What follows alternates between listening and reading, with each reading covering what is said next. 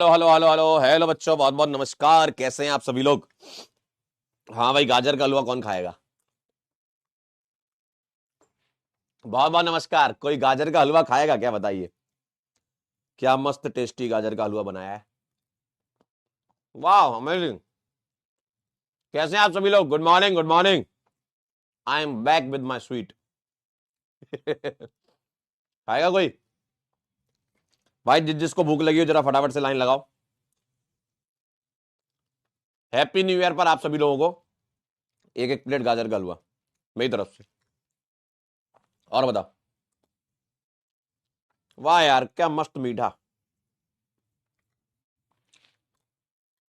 कैसे हैं आप सभी लोग? वाह। नमस्कार नमस्कार नमस्कार। आप सभी लोगों का बहुत बहुत स्वागत करते हैं आज के लेक्चर में। और आज हेलो एल्केन हेलोरीन का लास्ट लेक्चर है अपना। और इससे रिलेटेड बहुत ज्यादा सवाल देखने को नहीं मिले। कभी कभी जब एग्जामिनर की नींद खुलती है, उसको लगता है कि ऐसे टॉपिक से भी सवाल देने चाहिए, तो दे देते हैं। तो एक बार पढ़ लेते हैं और नए साल पर नया चैप्टर शुरू करेंगे, अल्कोहल ईथर फिनॉल। ठीक है, चलिए। नमस्ते नमस्ते, बहुत बहुत नमस्कार। मेरी आवाज आप लोगों तक पहुंच चुकी है और मैं दिखाई भी दे रहा हूं। हाँ भाई, बोलिए भाई। कैसे आप सभी लोग?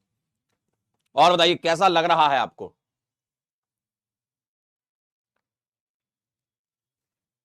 बोलिए, कैसा लग रहा है आप लोगों को? एक साल और आप लोगों का चला गया, तो नए साल पर नया जोश नए जुनून के साथ आपको पढ़ाई करनी है। अभी तक तो वैसे भी पढ़ते हुए आ ही रहे थे, तो नए साल पर फिर से अपने आप को बैक कीजिए और आग लगा दीजिए भाई। आग ही आग लगा दीजिए। डॉक्टर बन ही जाइए, अब बहुत हो गया है ना। चलिए भाई, तो शुरू कर रहा हूं मैं हेलो एल्केन और हेलोरीन का। इसमें मैं आपको न्यूक्लियोफिलिसिटी बताता हूं, ठीक है। क्या क्या पढ़ने वाले हैं पहले वो देख लो। न्यूक्लियोफिलिसिटी देखेंगे, पॉलीहेलोजन कंपाउंड्स देखेंगे, इसमें CH2Cl2 के बारे में देखेंगे, क्लोरोफॉर्म के बारे में देखेंगे, ठीक है, CCl4 के बारे में देखेंगे और CHI3 के बारे में देखेंगे, है ना। इन कंपाउंड्स के बारे में समझना, जैसे CH2Cl2 जो है वो पेंट रिमूवर होता है, ठीक, मेटल क्लीनिंग के लिए यूज किया जाता है। ये एनेस्थेटिक होता है, ये फायर एक्सटिंग्विशर होता है, ये एंटीसेप्टिक होता है, ठीक है, ये सब चीजें हैं। और मैं आपको बेंजाइन मैकेनिज्म के बारे में बताऊंगा। चलिए आइए जरा न्यूक्लियोफिलिसिटी की हम बात करें, ठीक है। न्यूक्लियोफिलिसिटी की बात करें तो न्यूक्लियोफिलिसिटी का मतलब क्या है वो समझना है ना। न्यूक्लियोफिलिसिटी का मतलब होता है भाई साहब कि it is the ability to donate electron pair. अब देखो यहां इलेक्ट्रॉन पेयर मैंने लिखा है, इसका मतलब हमेशा पेयर नहीं होगा। न्यूक्लियोफिलिसिटी को डिफाइन ऐसे किया जाता है कि इलेक्ट्रॉन पेयर डोनेट करे, और यहां मैं एक और ऐड कर रहा हूं, पाई इलेक्ट्रॉन्स भी डोनेट करने वाले माने जाते हैं, ठीक है। इलेक्ट्रॉन पेयर यानी कि आप इसको दो तरीके से ऐसे लिख लो। इलेक्ट्रॉन पेयर का मतलब मैं ऐसे लिख देता हूं तो ज्यादा आसान रहेगा आपके लिए। इलेक्ट्रॉन पेयर में क्या हो सकता है सर? लोन पेयर हो सकता है और पाई इलेक्ट्रॉन्स हो सकते हैं, ठीक है। सर लोन पेयर वाले बहुत सारे आपने अपने जीवन में देख रखे हैं। OH माइनस, पानी, NH2 minus, ammonia, ROH, NETC, बहुत सारे लोन पेयर वाले, है ना, X माइनस वगैरह, ये सब जो लोन पेयर डोनेट करें। सर किसे डोनेट करेंगे बताइए जरा, बताइए। न्यूक्लियोफाइल अपना लोन पेयर किसे डोनेट करेगा? हवा में तो करेगा नहीं ना, हवा में तो डोनेट नहीं करेगा ना। कहां डोनेट करेगा बताओ? मैं आपसे जवाब जानना चाहता हूं, बताइए कहां डोनेट करेगा? जल्दी से बता दीजिए मेरे को, बोलिए कहां डोनेट करेगा भाई साहब? लिखो लिखो, जल्दी लिखो कमेंट में, देखे जरा आता है कि नहीं आपको। एकदम सही सलोनी जी, ऑर्गेनिक किंग, वेरी क्या बात है, नाम देखो। Deepak ji very good, electrophile. सभी लोग सही आंसर दे रहे हैं, सभी लोगों का सही है कि भैया न्यूक्लियोफाइल अपना इलेक्ट्रॉन पेयर किसको देता है। जैसे मान लीजिए मैं लोन पेयर वाला आपको समझाता हूं, तो न्यूक्लियोफाइल अपना इलेक्ट्रॉन पेयर किसको देगा? किसको देगा भैया? इलेक्ट्रोफाइल को देगा। तो न्यूक्लियोफाइल क्या करेगा? इलेक्ट्रोफाइल के साथ बॉन्ड बना लेगा, यही सीधी सी बात है। सर लोन पेयर वाले तो हमको दिख गए, पाई इलेक्ट्रॉन्स वाले कौन कौन से? जैसे अल्कीन्स, अल्कीन भी न्यूक्लियोफाइल होता है, अल्काइन भी न्यूक्लियोफाइल होता है ना, बेंजीन भी न्यूक्लियोफाइल होता है। तो पाई इलेक्ट्रॉन वाले ये हो गए आपके। तो जो अपना इलेक्ट्रॉन पेयर किसको दे दें? इलेक्ट्रोफाइल को दे दें। अब हमें यह चेक करना है कि भाई कौन अपना लोन पेयर आसानी से दे दे। जो आसानी से दे दे उसकी न्यूक्लियोफिलिसिटी ज्यादा। तो हमें यह चेक करना है आज न्यूक्लियोफिलिसिटी में कि भैया न्यूक्लियोफिलिसिटी ज्यादा किसकी हो, किसकी ज्यादा हो। इजी डोनेशन अगर होगा, और हम यूजुअली लोन पेयर वाले चेक करेंगे, है ना, easy donation of lone pair अगर हो गया तो हम बोल देंगे कि भैया न्यूक्लियोफिलिसिटी ज्यादा हो जाएगी। क्या यह बात मैंने सही लिखी है?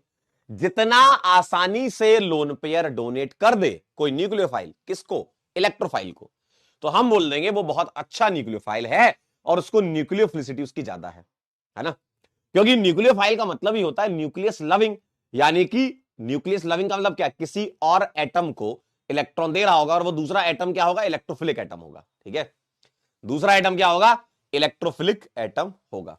क्लियर एकदम बात? चलिए इसको नोट कर लीजिए, लिख लें तो आप सूचित कर देना। ठीक है, लिख लें तो मुझे सूचित कर देना। अब हम एक एक करके इसको स्टार्ट करेंगे कि हम कैसे चेक करें, है ना। यह बिल्कुल बेसिक बात है कि न्यूक्लियोफाइल क्या होते हैं, है ना। ऐसे न्यूक्लियोफाइल होते हैं, किसको इलेक्ट्रॉन देता है, इलेक्ट्रोफाइल को इलेक्ट्रॉन देता है। और हमें लोन पेयर वाले चेक करने होता है।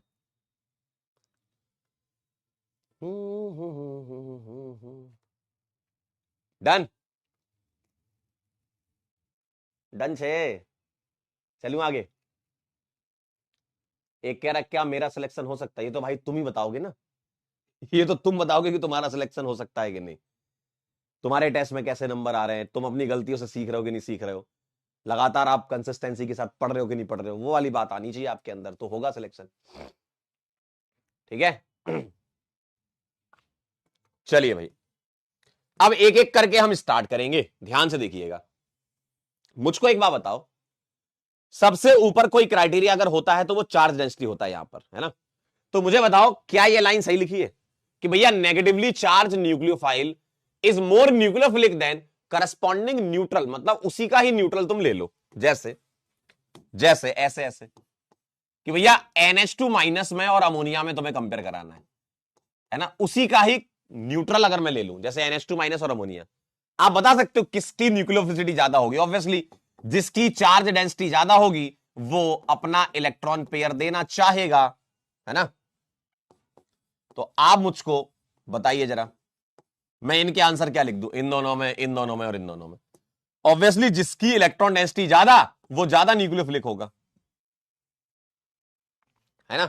तो जिसकी इलेक्ट्रॉन डेंसिटी ज्यादा होगी वो ज्यादा न्यूक्लियोफिलिक होगा, यानी कि नेगेटिवली चार्ज वाले उसके करस्पॉन्डिंग न्यूट्रल से ज्यादा होते हैं।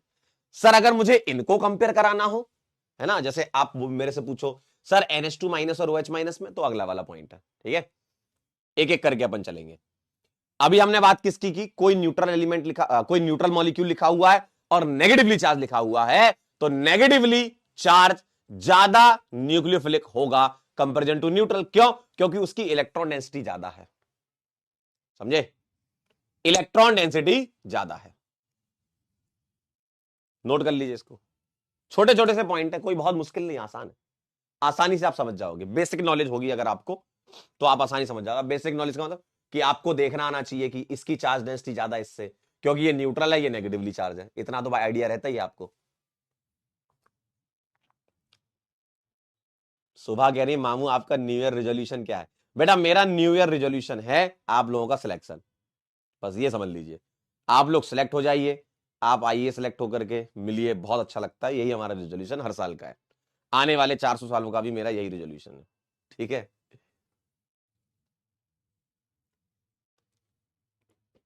ठीक है,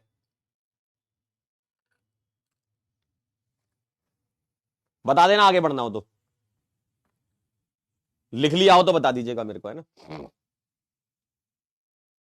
लिख लिया हो तो बताइए क्या मैं आगे बढ़ सकता हूं भैया, ए भैया जल्दी बोलो। ठीक है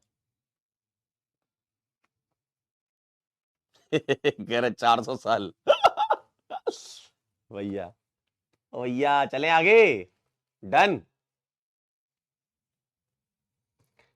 अब ध्यान से सुनिएगा जरा बात, ध्यान सुनिएगा, सेकंड पॉइंट क्या कह रहे हैं।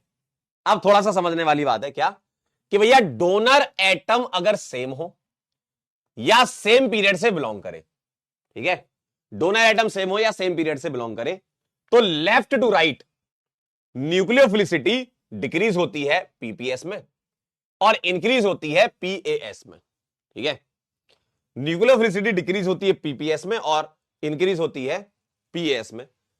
तो प्यारे पंकज सर और प्यारे अलग सर में समझना जरा बात, क्या हो जाता है, खेल अलग है, ठीक है। आइए जरा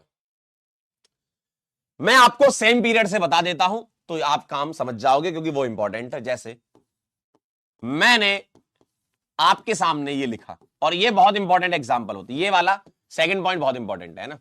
अगर इसकी बात करूं न्यूक्लियोफिलिसिटी की, तो मुझको बताओ ये 4 आयन आपको दिख रहे हैं क्या? अपनी आंखों से देखिए, बोर्ड पर आपको CH3 minus, NH2 minus, OH minus और F माइनस दिख रहा है ना? दिख रहा है, ठीक है। अब मुझे इसको कंपेयर कराना है, कहां पर? मुझे इसको कंपेयर कराना है पीपीएस में। तो कोई मुझे बता सकता है क्या? मैं आपको पीपीएस में बता रहा हूं ना, कोई मुझे बता सकता है क्या कि कौन कौन से एटम न्यूक्लियोफिलिक एटम कहलाएंगे? आप बोलोगे सर यहां C माइनस कहलाएगा, कार्बन कहलाएगा, यहां नाइट्रोजन कहलाएगा, यहां ऑक्सीजन और यहां फ्लोरीन। क्या ये बात सही है? कार्बन अपना लोन पेयर देगा, नाइट्रोजन अपना लोन पेयर देगा, ऑक्सीजन अपना लोन पेयर देगा और फ्लोरीन अपना लोन पेयर देगा। सही बात है, एकदम एकदम सही बात है, एकदम सही बात है। अब आप मुझे इसमें ना साइज बताइए, क्या है साइज? और ये सिंपल पीरियोडिक टेबल का है, कार्बन, नाइट्रोजन, ऑक्सीजन, फ्लोरीन में साइज होता है डिक्रीज। क्या ये बात सही है? मैंने साइज लिखा है किसका? इसका। क्या मैंने ये सही लिखा है? बोल दीजिए। अगर मैं यहां नेगेटिव चार्ज भी लगा दूं तो भी क्या सही है? ये साइज का ऑर्डर लिखा हुआ, क्या ये सही है? एकदम सही है ना? तो साइज का ऑर्डर ये होता है।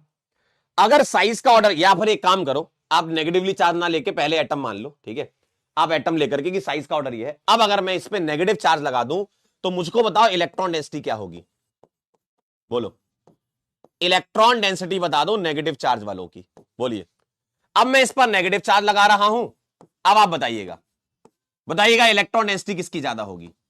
बोलिए फटाफट से, बोलिए। अब बताइए इलेक्ट्रॉन डेंसिटी किसकी ज्यादा होगी? बोलिए, बोलिए इलेक्ट्रॉन डेंसिटी किसकी ज्यादा होगी? कार्बन का साइज कम है, सॉरी ज्यादा है, नाइट्रोजन का कम है, ऑक्सीजन का और कम, फ्लोरीन का और कम। तो मुझे एक बात बताओ, साइज अगर छोटा तो चार्ज डेंसिटी या इलेक्ट्रॉन डेंसिटी ज्यादा? सिंपल सी बात है। कभी आपने अगर पिज्जा देखा हो, ठीक है, तो एक छोटा पिज्जा है, एक बड़ा पिज्जा है, एक ऑर्गेनो का पाउच है, वो मैं यहां पे डाल रहा हूं और यहां पे डाल रहा हूं, तो कहां पर डेंसिटी ज्यादा होगी? बताइए, कहां पर डेंसिटी ज्यादा होगी? बोलिए। ऑब्वियसली जिसका साइज कम होगा तो छोटे साइज पर इलेक्ट्रॉन डेंसिटी ज्यादा होगी, छोटे साइज पर इलेक्ट्रॉन डेंसिटी ज्यादा होगी, यानी कि इलेक्ट्रॉन डेंसिटी का ऑर्डर ये आएगा। क्या ये बात क्लियर है? आराम से समझिएगा। तो जो साइज का ऑर्डर होगा उसका उल्टा ऑर्डर हो जाएगा इलेक्ट्रॉन डेंसिटी का। क्लियर बात? क्लियर बात? ठीक है। तो फ्लोरीन का साइज कम था तो इलेक्ट्रॉन डेंसिटी F माइनस की ज्यादा हो जाएगी। अब मुझे बताओ पोलर प्रोटिक सॉल्वेंट में क्या होता है? पोलर प्रोटिक सॉल्वेंट में होता है सॉल्वेशन। क्या होता है? सॉल्वेशन, यानी कि पानी घेर लेगा इसको। तो मुझे बताओ अगर पानी घेरेगा तो किसको आसानी से घेरेगा? बताइए। पानी को घेरना है, F माइनस जो है वो छोटा है और C माइनस जो है वो बड़ा है। सही है ना? मतलब साइज के हिसाब से, मतलब इसकी इलेक्ट्रॉन डेंसिटी जो है वो ज्यादा है, इसकी इलेक्ट्रॉन डेंसिटी कम है। तो जब इसको मैं पानी के पास लाऊंगा तो ये ज्यादा घेरेगा, ये कम घेरेगा, है ना? इधर वाटर के मॉलिक्यूल ज्यादा घेरे, क्यों? क्योंकि छोटा सा है। ये कुछ इस तरीके से है कि मान लो चौराहे पर कोई छोटू पिट रहा है। चौराहे पर आपने देखा होगा, कभी लड़ाइयां देखी आपने चौराहे पे जो होती है, बड़ा मजा आता है देखने में। मजाक कर रहा हूं। आप चौराहे पर देखिए कभी, जैसे लड़ाई होती है तो कोई छोटा इंसान होता है ना, तो उसको बहुत कूटते हैं लोग। जो बड़ा होता है थोड़ा सा, वो थोड़ा धक्का धक्का देके भाग जाता है ना? तो जो छोटा होगा उसका सॉल्वेशन ज्यादा होगा। तो मुझको बताइए सॉल्वेशन किसका ज्यादा होगा? ठीक है, सॉल्वेशन किसका ज्यादा होगा? सी माइनस, जिसकी इलेक्ट्रॉनिसिटी ज्यादा उसका सॉल्वेशन भी ज्यादा होगा भैया। अब मुझे बताओ, अगर सॉल्वेशन ज्यादा तो फ्लोरीन को घेर लिया पानी ने, फ्लोरीन को पानी ने घेर लिया है, फ्लोरीन को पानी ने अच्छे से जकड़ लिया है, पकड़ लिया है। इसका मतलब अगर मैं न्यूक्लियोफिलिसिटी की बात करूं तो सी नेगेटिव की ज्यादा, then N negative, then O negative और देन एफ नेगेटिव। क्या ये बात सही है? क्या ये बात सही है? तो साइज से हमने कनेक्ट किया था, size left to right decrease हो रहा है, इलेक्ट्रॉन डेंसिटी बढ़ रही है, सॉल्वेशन बढ़ रहा है, न्यूक्लियोफिलिसिटी कम हो रही है। देखिए आप, साइज कम हो रहा है, इलेक्ट्रॉन डेंसिटी बढ़ रही है, सॉल्वेशन बढ़ रहा है और न्यूक्लियोफिलिसिटी कम हो रही है। यानी कि सॉल्वेशन से किसी भी न्यूक्लियोफाइल को पकड़ा जा सकता है। भागने नहीं दे रहे हो तो जा ही नहीं पा रहा कहीं पर इलेक्ट्रोफाइल पर अटैक करने, तो न्यूक्लियोफिलिसिटी कम हो जाएगी। क्या आपको यह बात क्लियर हुई? बोलिए, क्या आपको यह बात क्लियर हुई? बताइए जरा। बस यही कहानी है। ठीक, आइए अब जरा पोलर एप्रोटिक सॉल्वेंट में चल लेते हैं। सेम सवाल, सेम सवाल पोलर एप्रोटिक सॉल्वेंट में चलेंगे, क्योंकि दोनों सॉल्वेंट में अलग खेल होता है। ठीक है, अब बता रहा हूं मैं, इन पोलर एप्रोटिक सॉल्वेंट और पोलर एप्रोटिक सॉल्वेंट में रिपल्सन होता है। ये न्यूक्लियोफाइल को मोटिवेट करता है कि जाओ अटैक करो, है ना, रिपल्सन करके मोटिवेट करता, जाइए जाइए जाइए अटैक करिए। तो यहीं से कनेक्ट करेंगे, पहली लाइन यहीं से उठा रहा हूं, साइज की यही लाइन उठा रहा हूं मैं। ठीक, इलेक्ट्रॉन डेंसिटी की भी लाइन यही है।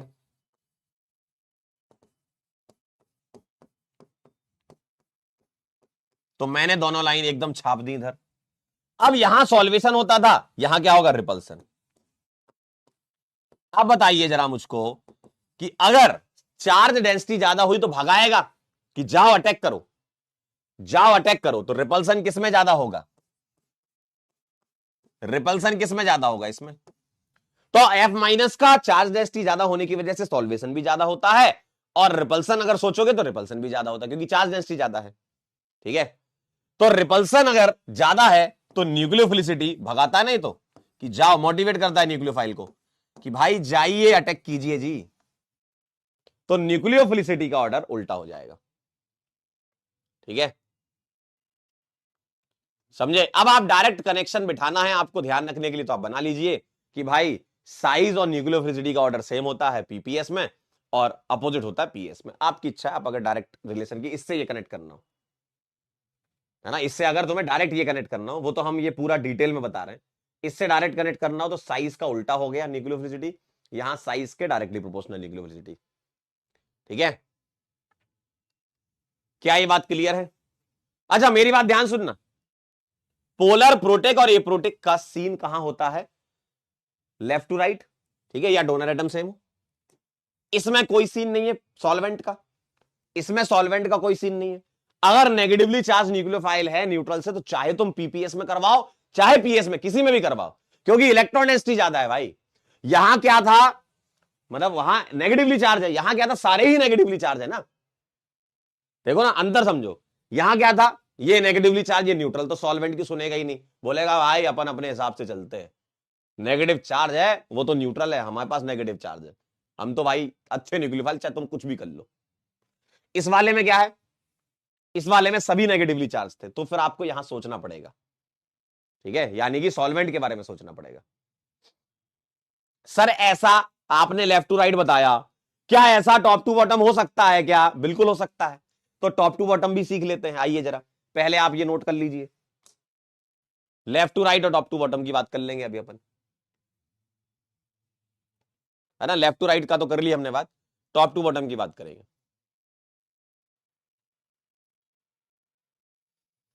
लिख लो तो बता देना।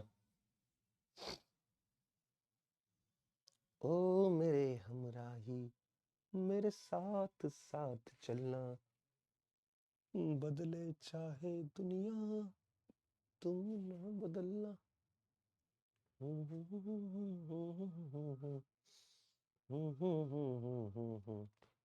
कहीं बीते ना। कह रहे सर जेई का महारिवीजन कब होगा? बेटा होगा, हम बता देंगे तुमको, आ जाना रिवाइज करना हो तो, वन शॉट में पूरा ऑर्गेनिक रिवीजन। विक्रांत कह रहे सर इससे क्वेश्चन आएगा, मैंने पहले ही बताया कि सालों में एक आध बार, 10 साल में एक आध बार सवाल देखने को मिला है इसका, तो उतना खास इंपॉर्टेंट मानते नहीं है इसको, क्योंकि चैप्टर में ना इसके अलावा और भी बहुत सारी चीजें, ठीक है, चैप्टर में इसके अलावा और भी बहुत सारी चीजें हैं पूछने की, ठीक है। एक कह रहा मालिक प्लस चार्ज वाला बता दो। अरे प्लस चार्ज वाला न्यूक्लियोफाइल कैसे हो जाएगा? हम न्यूक्लियोफाइल की बात कर रहे हैं चाचा, इलेक्ट्रोफाइल की नहीं। आगे मैं आपको इलेक्ट्रोफिलिसिटी भी बताऊंगा कार्बोनाइल कंपाउंड में, अभी हम न्यूक्लियोफाइल की बात कर रहे हैं, ठीक। चलिए टॉप टू बॉटम की बात करेंगे तो क्या कहना है इनका।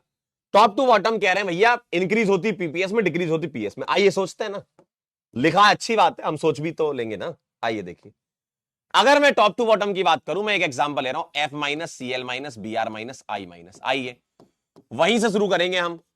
इन पीपीएस, पीपीएस में फैक्टर क्या होता है? सॉल्वेशन, घेरता है ये पानी इसको। तो मुझे बताओ साइज का ऑर्डर क्या होगा? F C L B R और आई, क्या साइज का ऑर्डर सही लिखा हुआ है? बोलिए बोलिए, क्या साइज का ऑर्डर सही लिखा हुआ है? बोलिए। इलेक्ट्रॉनिसिटी बता दीजिए जरा, कहां इलेक्ट्रॉनिसिटी ज्यादा होगी अगर मैं नेगेटिव चार्ज लगा दूं? साइज अगर कम होगा तो इलेक्ट्रॉनिसिटी ज्यादा हो जाएगी, और इलेक्ट्रॉनिसिटी ज्यादा होगी तो सॉल्वेशन ज्यादा हो जाएगा, और अगर सॉल्वेशन ज्यादा हो गया मालिक, बस खेला हो गया जी। ए जी सोचे हैं क्या? खेला हो गया जी। अगर सॉल्वेशन ज्यादा तो इसको घेर लिया है, घेर लिया है तो न्यूक्लियोफिलिसिटी का ऑर्डर उल्टा हो जाएगा रे। तो यही बोला है आपसे, पीपीएस में इंक्रीज होती है। अरे बहुत आसान है, यहां ये इन पीएस, यहां रिपल्सन मोटिवेशन मिलता है, यहां पर रिपल्सन होता है, मोटिवेट करता है न्यूक्लियोफाइल को। तो यही मैं ले लेता हूं F minus C L minus B R minus I minus. चलिए पहला बताइए साइज का ऑर्डर क्या होगा? अब तो आप खुद से भी लिख सकते हैं जी, ये साइज हो गया, दूसरी लाइन भी copy paste, electron density, electron density, ये दूसरी लाइन कॉमन है, देख लो आप जरा, चलो चेक कर लो, यहां तक तो कॉमन ही है। अब यहां सॉल्वेशन था, यहां रिपल्सन था। अब मैं चाहता हूं आप लोग सोच करके बताएं, सोचें जरा, दिमाग लगाएं थोड़ा सा। इलेक्ट्रॉन डेंसिटी ज्यादा तो रिपल्सन ज्यादा, बहुत मोटिवेशन मिलता है भाई, ठीक है, और बहुत मोटिवेशन मिलेगा, इसका मतलब रिपल्सन एफ माइनस का ज्यादा होगा, जिसकी चार्ज डेंसिटी ज्यादा है, और रिपल्सन ज्यादा तो न्यूक्लियोसिटी ज्यादा।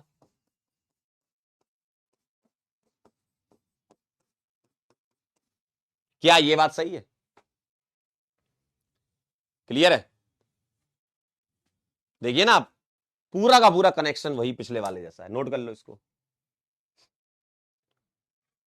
नोट कर लीजिए जी। ए जी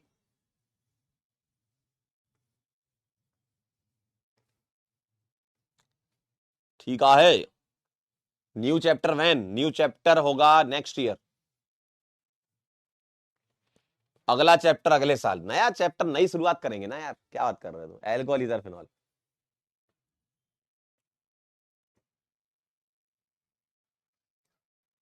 बस जनवरी का महीना, alcohol ether phenol, aldehyde ketone carboxylic acid, amine diazonium, finish, बस एक महीना और बचा अपना।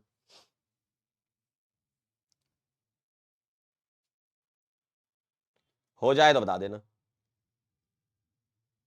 बायोमोलिक्यूल भी है, हाँ हाँ हाँ, अरे अरे अरे क्या बात कर रहे हो सर, आपकी घड़ी खराब है। मेरी घड़ी खराब है कि स्मार्ट बोर्ड की घड़ी खराब? 12:57 हो रहे हैं इसमें तो यार। 12:57 हो रहे हैं, ओहो। शॉर्ट नोट्स प्रोवाइड कर दीजिए, कर देंगे, आज ही अपलोड करवा देते, ऐसी क्या बात कर रहे हो आप? अरे बोलो क्या करना क्या है तुमको, मामा है तुम्हारे भाई, मामा जानते हो मामा कैसा पर्सन होता है? मामा ऐसा पर्सन होता है भाई, तुम जो बोलो वो कर देता है, ठीक है।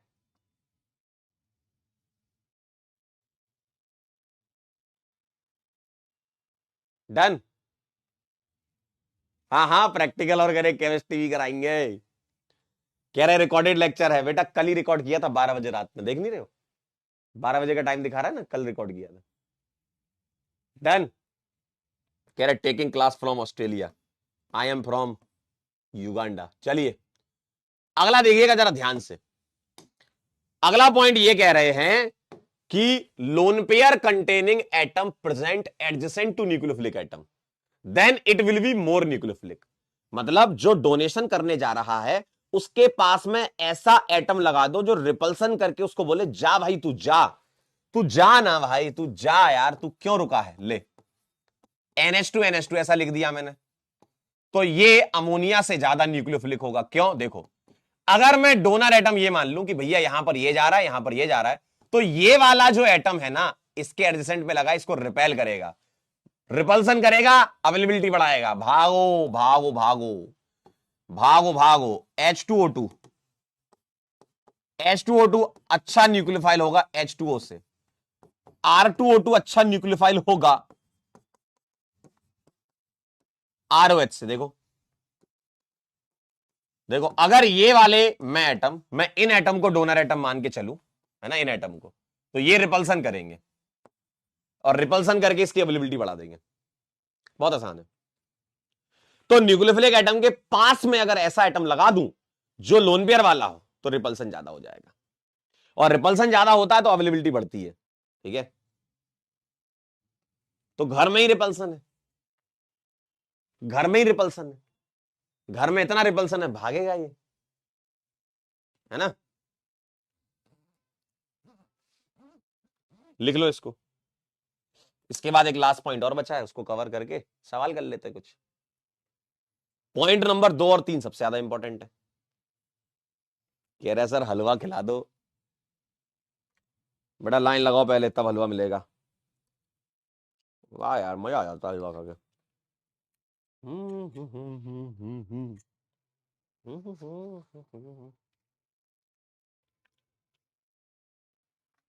हो जाए तो बता देना। क्वेश्चन बताएंगे ना अभी, जादौन साहब क्वेश्चन बताएंगे अभी, रुको। तो घर में अगर रिपल्सन होगा तो ज्यादा तेजी से भागेगा और अटैक कर देगा। चलूं आगे, चलूं, चला जाए सर, चला जाए सर। नमस्ते अंकल, आगे बढ़ जाओ अंकल, चलूं आगे।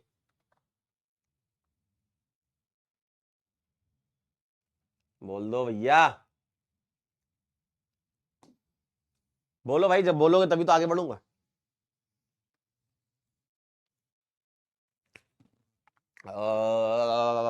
ठंड बहुत हो रही है यार, नहीं। अगला देखिए जरा, nucleophilicity is inversely proportional to steric hindrance. ओहो क्या बात है भाई। आपकी आंखों के सामने मैं लिख रहा हूं, पहला, दूसरा, तीसरा। भैया जो मोटू होगा वो धीमे धीमे भागेगा ना, स्टेरिक हिंड्रेंस ज्यादा यानी कि मोटू हो गया तो वो स्लो स्लो भागेगा, मोटू होगा तो स्लो स्लो भागेगा ना भाई साहब। देखिए जरा, तो अगर मैं स्टेरिक हिंड्रेंस बढ़ाते जाऊं, जैसे यहां आप देख पा रहे हैं, आपकी आंखों के सामने दिख रहा है कि भैया स्टेरिक हिंड्रेंस बढ़ती जा रही है, और स्टेरिक हिंड्रेंस बढ़ती जाएगी तो भाई साहब धीमे धीमे भागेगा, धीमे धीमे धीमे धीमे स्लो मोशन में भागेगा, स्लो, धीमे धीमे धीमे। ठीक है, धीमे धीमे भागेगा, धीमे धीमे। एक कह रहा सर पिछले वाले में ROR होगा, हाँ ROR हो ROH हो चलेगा, कोई दिक्कत नहीं। ROH भी लिख दिया, ROR भी लिख दिया तो भी चलेगा, कोई समस्या नहीं इधर। ठीक है, आपकी इच्छा है ROR लिखने की, लो लिख लो। ROH भी लिखा था तो भी सही था, ROR लिखोगे तो भी सही है, आपकी इच्छा है। मैं यहां दोनों लिख देता हूं, लो, H हो या R हो चलेगा, सेम ही है वो तो बात। चलिए देखिए जरा, तो ये क्या करेगा भाई साहब, ये क्या करेगा, जैसे ही मोटापा बढ़ता जाएगा तो थोड़ी सी स्पीड स्लो हो जाएगी, न्यूक्लियोफाइल धीमे धीमे भागेगा, और अगर धीमे धीमे भागेगा तो आसानी से अटैक नहीं कर पाएगा, और आसानी से अटैक नहीं कर पाएगा, न्यूक्लियोसिटी कम। ठीक है, यो कहानी है।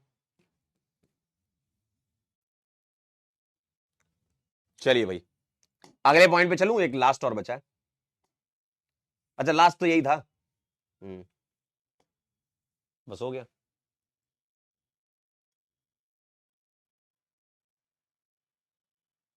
ठीक है।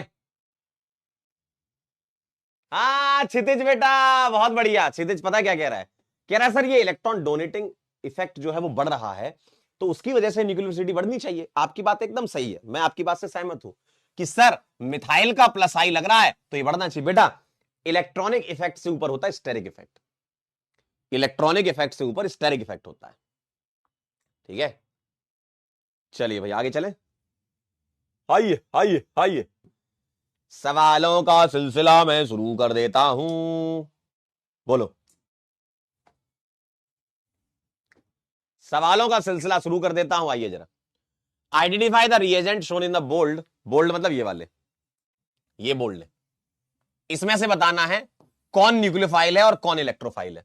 इलेक्ट्रोफाइल जानते हैं, इलेक्ट्रॉन लविंग स्पीसी को इलेक्ट्रोफाइल कहते हैं, न्यूक्लियस लविंग स्पीसी को न्यूक्लियोफाइल कहता है। जी ए जी, सवाल करेंगे, सवाल करेंगे, बताइए जरा क्या है ये? OH माइनस है भैया, न्यूक्लियोफाइल। CN माइनस है भैया, न्यूक्लियोफाइल। CH3CO प्लस है भैया, इलेक्ट्रोफाइल। जी हाँ, समझे? Nucleophile, nucleophile, electrophile, positive charge है भाई साहब, कार्बोकैटायन है। ओ भाई carbocation, electrophile. Electrophiles are electron seeking species. Which of the following group contain only electrophile? बताइए किसमें सिर्फ इलेक्ट्रोफाइल हैं और आपको समय दिया जाता है 1 मिनट का। करिए जरा, बोलिए जी, क्या कहते हो? कह रहे हैं ऐसे सवाल आए तो कट ऑफ नहीं बढ़ जाएगा? बेटा देखो कट ऑफ तो ज्यादा जाता ही है ना। सवाल थोड़े से सिंपल टाइप के ही होते हैं, लेकिन कंपटीशन तुम्हारे यहाँ बहुत टफ है। जहां तक अपन अगर नीट एग्जाम की बात करते हैं, कंपटीशन बहुत ज्यादा होता है। ठीक है, क्योंकि आपके पास ना हर प्रकार के बच्चे बैठे होते हैं जो कई बार पढ़ चुके होते हैं चीजों को, है ना। 12th के बच्चे भी आपके साथ कॉम्पीट कर रहे होते हैं, कुछ ड्रॉप में भी 1-2 ऐसे भी चल रहे होते हैं, तो कंपटीशन ज्यादा होता है ना। तो इसलिए सिली मिस्टेक को अवॉइड करना पड़ेगा आपको। अगर आप सिली मिस्टेक को कंट्रोल कर ले गए ना, मजा आ जाएगा। क्योंकि कोई सवाल के बारे में अगर आप सोचोगे ना तो वो काफी लोगों को आता है। ऐसा नहीं कि तुम अनोखे हो कि नीट के पेपर में तुमसे ही सवाल बन रहा, बाकियों से नहीं बन रहा, है ना। इतने तो अनोखे हैं नहीं ना, क्योंकि सवाल जो आता है वो सबको मतलब मैक्सिमम लोग कर ही लेते हैं, है ना। आपने भी देखा होगा कि आपसे सवाल बन जा रहा है तो आपके दोस्त से ही बन जा रहा है। बस ये देखना है कि आप सिली मिस्टेक अवॉइड कर रहे हो, आप उस क्वेश्चन को जल्दी बना ले रहे हो, टाइम बचा रहे हो, है ना। तो ये सारे के सारे फैक्टर लगाने पड़ते हैं आपको वहां पर। अनोखा सवाल नहीं कि पूरे मतलब 200 करोड़ जनता में सिर्फ तुमसे ही अकेले बन रहा है, वो 199 करोड़ से बन रहा है सवाल। ठीक है, तो आप मतलब देखो, नंबर ना आने के कारण ये नहीं है कि सवाल नहीं आता था तुमको। नंबर ना आने के कारण आपके होते हैं कि यार तुमने कुछ सिली मिस्टेक कर दी, या तुमने उस तरीके से रिवीजन नहीं किया जो उस चैप्टर में रिक्वायर्ड था कि यार थोड़ा बार बार चीजों को देखना पड़ेगा, मल्टीपल रिवीजन करने पड़ेंगे, है ना। चलिए भाई बताइए, BF3 बोरॉन के पास वैकेंट ऑर्बिटल होता है। लोन पेयर तो ये न्यूक्लियोफाइल, ये न्यूक्लियोफाइल, ये इलेक्ट्रोफाइल। आपको क्या चाहिए? सिर्फ इलेक्ट्रोफाइल चाहिए था, तो ए गलत हो गया। NO2 plus electrophile, CH3 plus electrophile, ये भी इलेक्ट्रोफाइल। AlCl3 वैकेंट ऑर्बिटल है, इलेक्ट्रोफाइल, ये वैकेंट डी रखता है ना। डी वैकेंट होता है इलेक्ट्रोफाइल, और ये भी इलेक्ट्रोफाइल। तो B and C, D answer आ जाएगा। 69.43। चलिए अगला सवाल, nucleophile is a species that should have, बताइए, a pair of electron to donate positive charge या नेगेटिव चार्ज, या ए और सी। बताइए जरा क्या लग रहा है, क्या लग रहा है?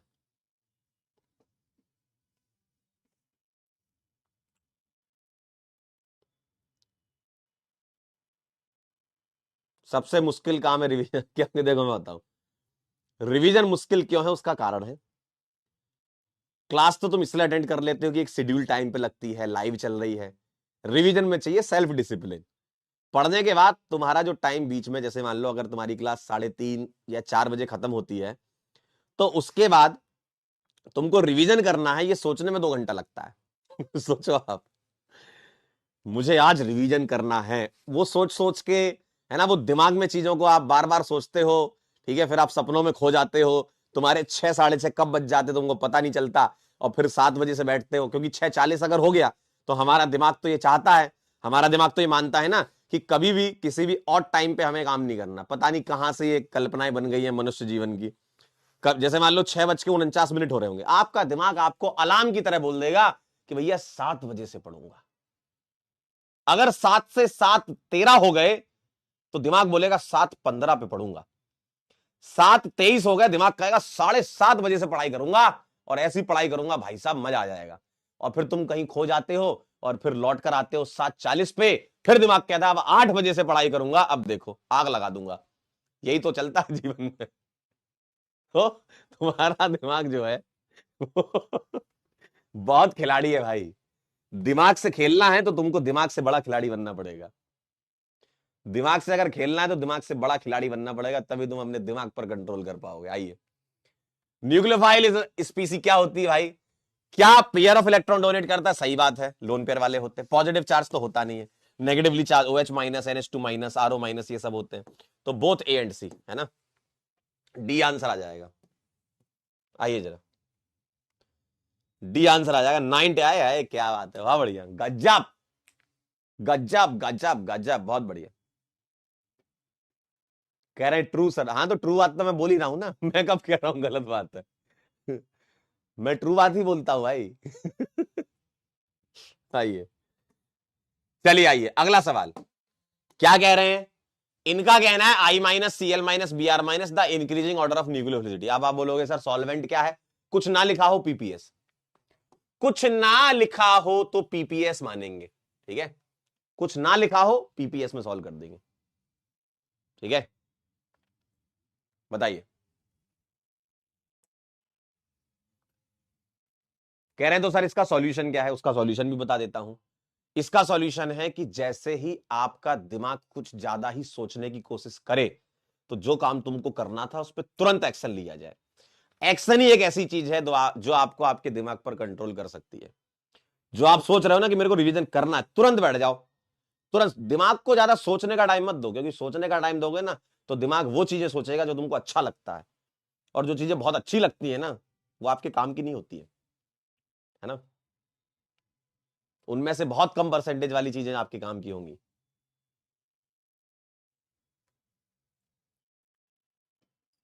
चलिए बताइए, पीपीएस में सॉल्व कर दीजिए जी। IBrCl, अच्छा, ओहो, Cl Br I लिखा हुआ है, बताइए जरा। अगर F भी होता तो भी कोई टेंशन नहीं थी।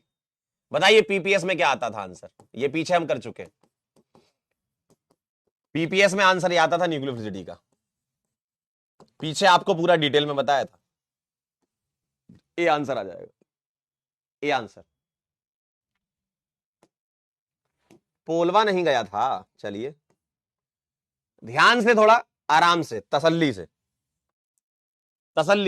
से, थोड़ा जल्दीबाजी नहीं। क्या लिखा है सवाल में? Consider thiol anion RS minus और alkoxy anion RO minus, which of the following statement is correct. आप मुझे सबसे पहले न्यूक्लियोफिलिसिटी बताओ। मैंने आपको न्यूक्लियोफिलिसिटी बताई ना, बेसिसिटी को अभी छोड़ दो, अभी मैं सोचवाऊंगा कि कैसे सोचना है, तब सोचना।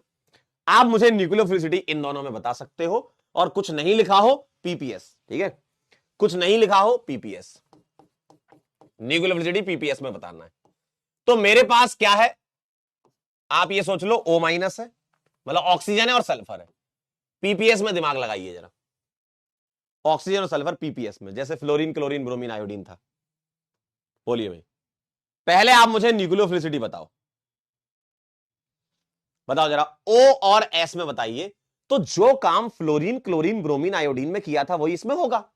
हाँ सही बात है, तो ये आंसर आ जाएगा पीपीएस में न्यूक्लियोफिलिसिटी, सही बात है।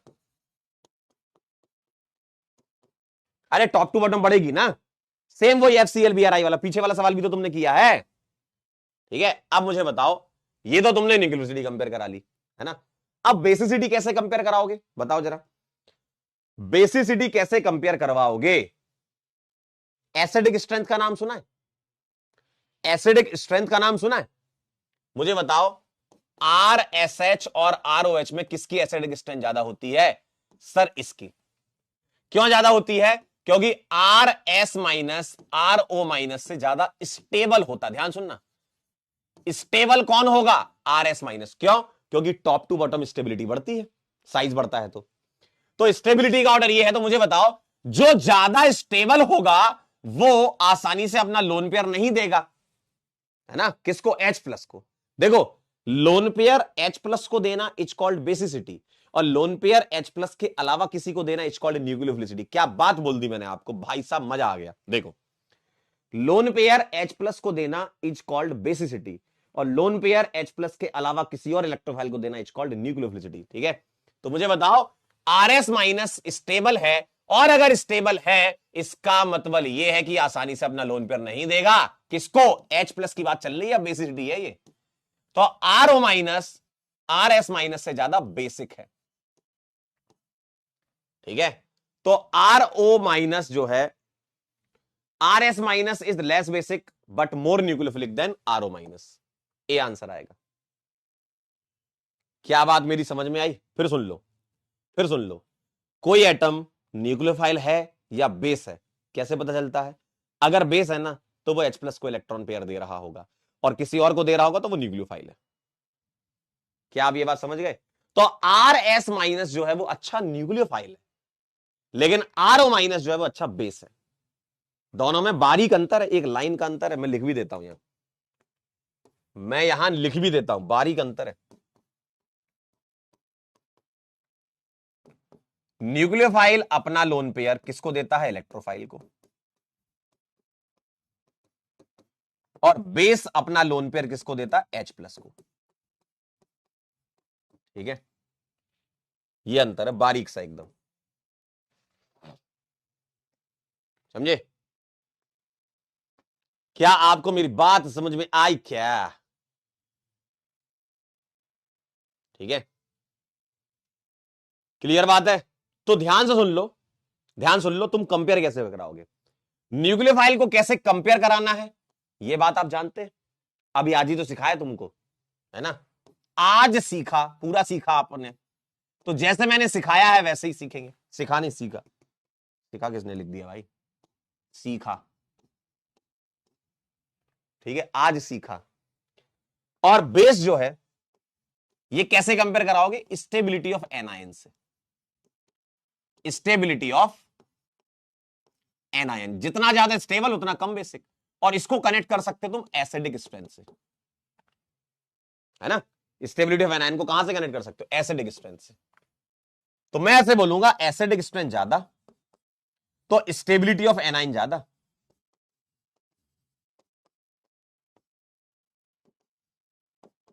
और अगर स्टेबिलिटी ज्यादा तो आसानी से नहीं दे पाएगा इलेक्ट्रॉन, यानी कि बेसिसिटी कम। तो ध्यान सुन लो कैसे कंपेयर कराना है। बेसिसिटी कंपेयर कराने का क्राइटेरिया ये है, फॉर बेसिसिटी या बेसिक स्ट्रेंथ।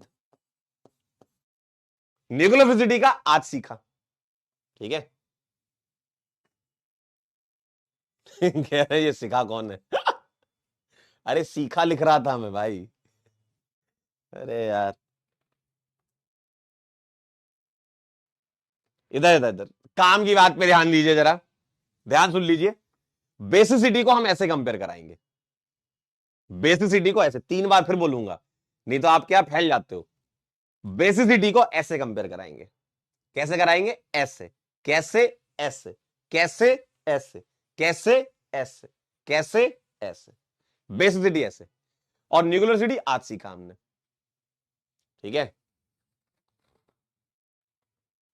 ठीक है।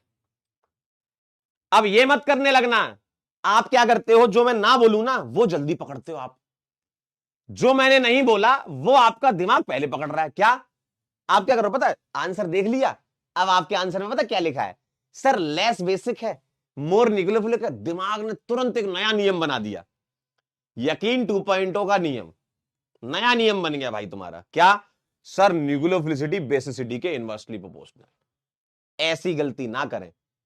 ऑप्शन से कॉन्सेप्ट नहीं बनाए जाते, ऑप्शन से कॉन्सेप्ट बना रहे हो भाई कभी ऐसा भी हो जाएगा ना कि न्यूक्लियोफिलिसिटी और बेसिसिटी सेम आ जाएंगी, फिर क्या करोगे? फैल जाओगे ऐसे फैल जाओगे फिर। तो ये तुम कॉन्सेप्ट बना रहे हो, मैं नहीं बना रहा, मैं आपको एकदम सही चीज बता रहा हूं। क्या ये बेसिसिटी कंपेयर करानी है, इससे कराइए। न्यूक्लियोफिलिसिटी कंपेयर करानी है, आज सीखा आपने वैसे कराइए। ठीक है, अपने मन से नहीं बनाइए कि ऑप्शन देखा और नया कॉन्सेप्ट बन गया भाई, यकीन 2.0 का नियम कि भैया न्यूक्लियोफिलिसिटी बेसिसिटी इनवर्स, अपने मन से बना लिया इनने, मास्टर ने बोला ही नहीं और अपने मन से एक नया नियम बन गया।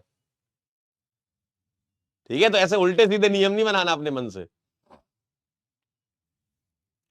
संगम कह रहे मैंने यही सोचा, मैंने बना लिया, मुझे पता था बेटा तुम ऐसी हरकतें जरूर करोगे। भूमि कह रही आपको कैसे पता, बेटा पता तो, जानकारी तो देखो हमको सब है तुम्हारे बारे में, तुम लोग अपने मन से कुछ भी बना लेते हो।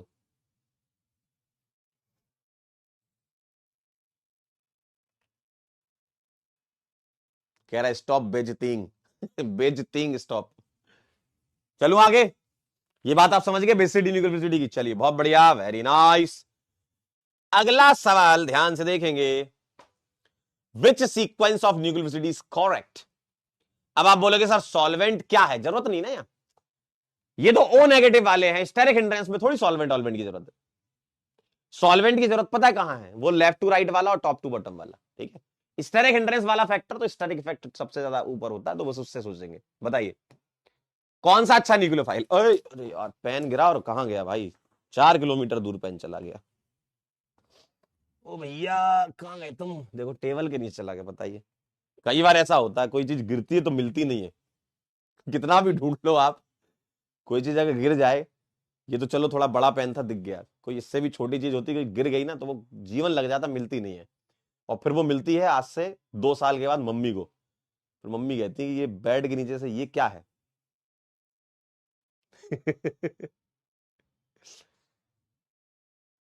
चलिए मिल गई, बहुत सौभाग्य है आज। बताइए which sequence of nucleophilicity is correct. Poll दे दूं क्या, 45 सेकंड में कर दो आप। स्टेरिक हिंड्रेंस लगा दीजिए, स्टेरिक हिंड्रेंस। कह रहे दिवाली की सफाई में मिलती है रबर इरेजर, हाँ यही होता है, इरेजर विरेजर नहीं मिल पाता भाई। कह रहे रिंग, ओहो किसके लिए लाए थे रिंग कह रहे रिंग बताइए, चलिए बताइए क्या आएगा भैया इसका answer. Nucleophilicity steric hindrance, n butyl ऐसा होता है 1 2 3 4, सेक ब्यूटाइल होता है ऐसा, टर्ड ब्यूटाइल होता है अंकिल ऐसा। स्टेरिक हिंड्रेंस बढ़ेगी, रेट ऑफ सॉरी न्यूक्लियोसिटी कम हो जाएगी, ए आ जाएगा आंसर।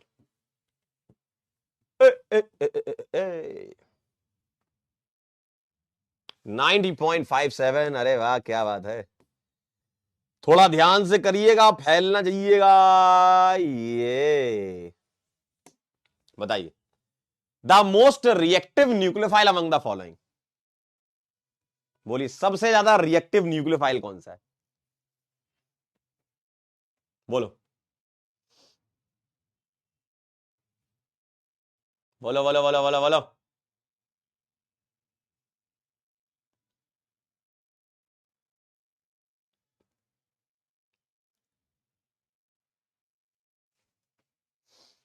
सबसे ज्यादा न्यूक्लियोफाइल न्यूक्लियोफिलिक एटम कौन सा है, आसानी से बता दो कौन अच्छा न्यूक्लियोफाइल, आसानी से बता सकते हो।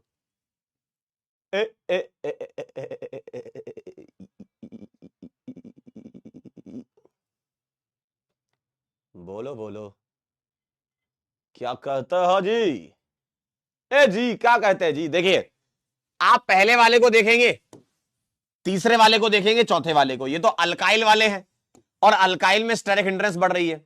ठीक है, और C6H5 को जब आप ध्यान से देखेंगे तो आप ये पाएंगे कि इसका लोन पेयर रेजोनेंस कर रहा है, और अगर ये रेजोनेंस कर रहा है तो इलेक्ट्रोफाइल को आसानी से थोड़ी दे पाएगा। और ये वाला तो आप कंपेयर करा लेंगे स्टेरिक हिंड्रेंस से। अरे बी काहे लगा, बी तो नहीं होगा यार, कैसी बात कर रहे हो यार तुम। ओहो मतलब कुछ नया दिखा, नया दिखा तो नया लगा दो। अरे C6H5O- में ऑक्सीजन का लोन पेयर रेजोनेंस कर रहा है भाई, इलेक्ट्रोफाइल यहां खड़े होकर इंतजार करता रहेगा, ये कहेगा हाँ पहले आप कर लीजिए। देखिए ना इलेक्ट्रोफाइल बोलेगा पहले आप रेजोनेंस कर लीजिए फिर हमें बताइएगा, इच्छा है कुछ इलेक्ट्रॉन देने की। अरे भाई इसका रेजोनेंस में लोन पेयर है, कैसी बात कर रहे हो तुम यार, कुछ नया दिखा सर, अलग दिखा तो वो लगा दे आंसर, ऐसे थोड़ी होता है। अरे रेजोनेंस में, ये तो सिंपल कॉन्सेप्ट है कि अगर कोई लोन पेयर रेजोनेंस में है तो वो अच्छा न्यूक्लियोफाइल कैसे हो सकता है जी। ए आएगा, फैल गया इसमें देखो। अरे वाह बहुत बढ़िया 82। कुछ बच्चे 11% वाले वो कुछ नया दिखाता, अरे रेजोनेंस में है यार, उसमें क्या टेंशन है आपको। अगला सवाल, nucleophilicity order is correct represented by, बताइए। सर कुछ नहीं लिखा है, अरे नहीं लिखा है जी, पोलर प्रोटिक सॉल्वेंट ले लीजिए, कुछ ना लिखा हो पीपीएस ले लीजिए।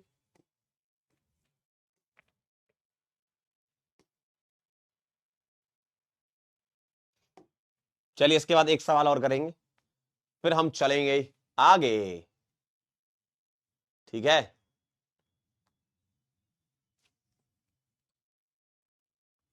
बताओ, ये तो आसानी से पीपीएस में अभी किया हुआ है, CH3 minus NH2 minus, D आएगा आंसर। अरे आपकी कॉपी में किया हुआ, ये सवाल आपको दिखता रहेगा, है ना। चलिए एक सवाल और हो जाए, ये वाला थोड़ा ध्यान से पढ़िएगा, ठीक है। रेट आपको कंपेयर करानी है, SN2 रिएक्शन हो रही है, तो बस ये चेक कर लो कौन अच्छा न्यूक्लियोफाइल होता है SN2 यानी कि पोलर एप्रोटिक में, तो उसी के हिसाब से रेट बता देना। आप बताओ, चैट बॉक्स में आप बता देना मेरे को। चलिए करिए जरा फटाफट से सभी लोग, सवाल को पढ़िए, रेट कंपेयर कराइए।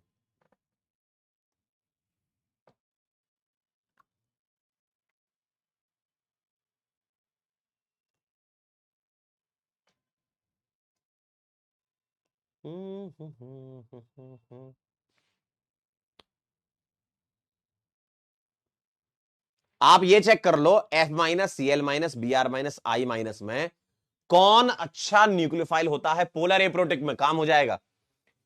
कौन अच्छा न्यूक्लियोफाइल होता है पोलर एप्रोटिक सॉल्वेंट में, बताइए कौन अच्छा न्यूक्लियोफाइल होता है। अरे यार पोलर एप्रोटिक में ये ऑर्डर होता है F माइनस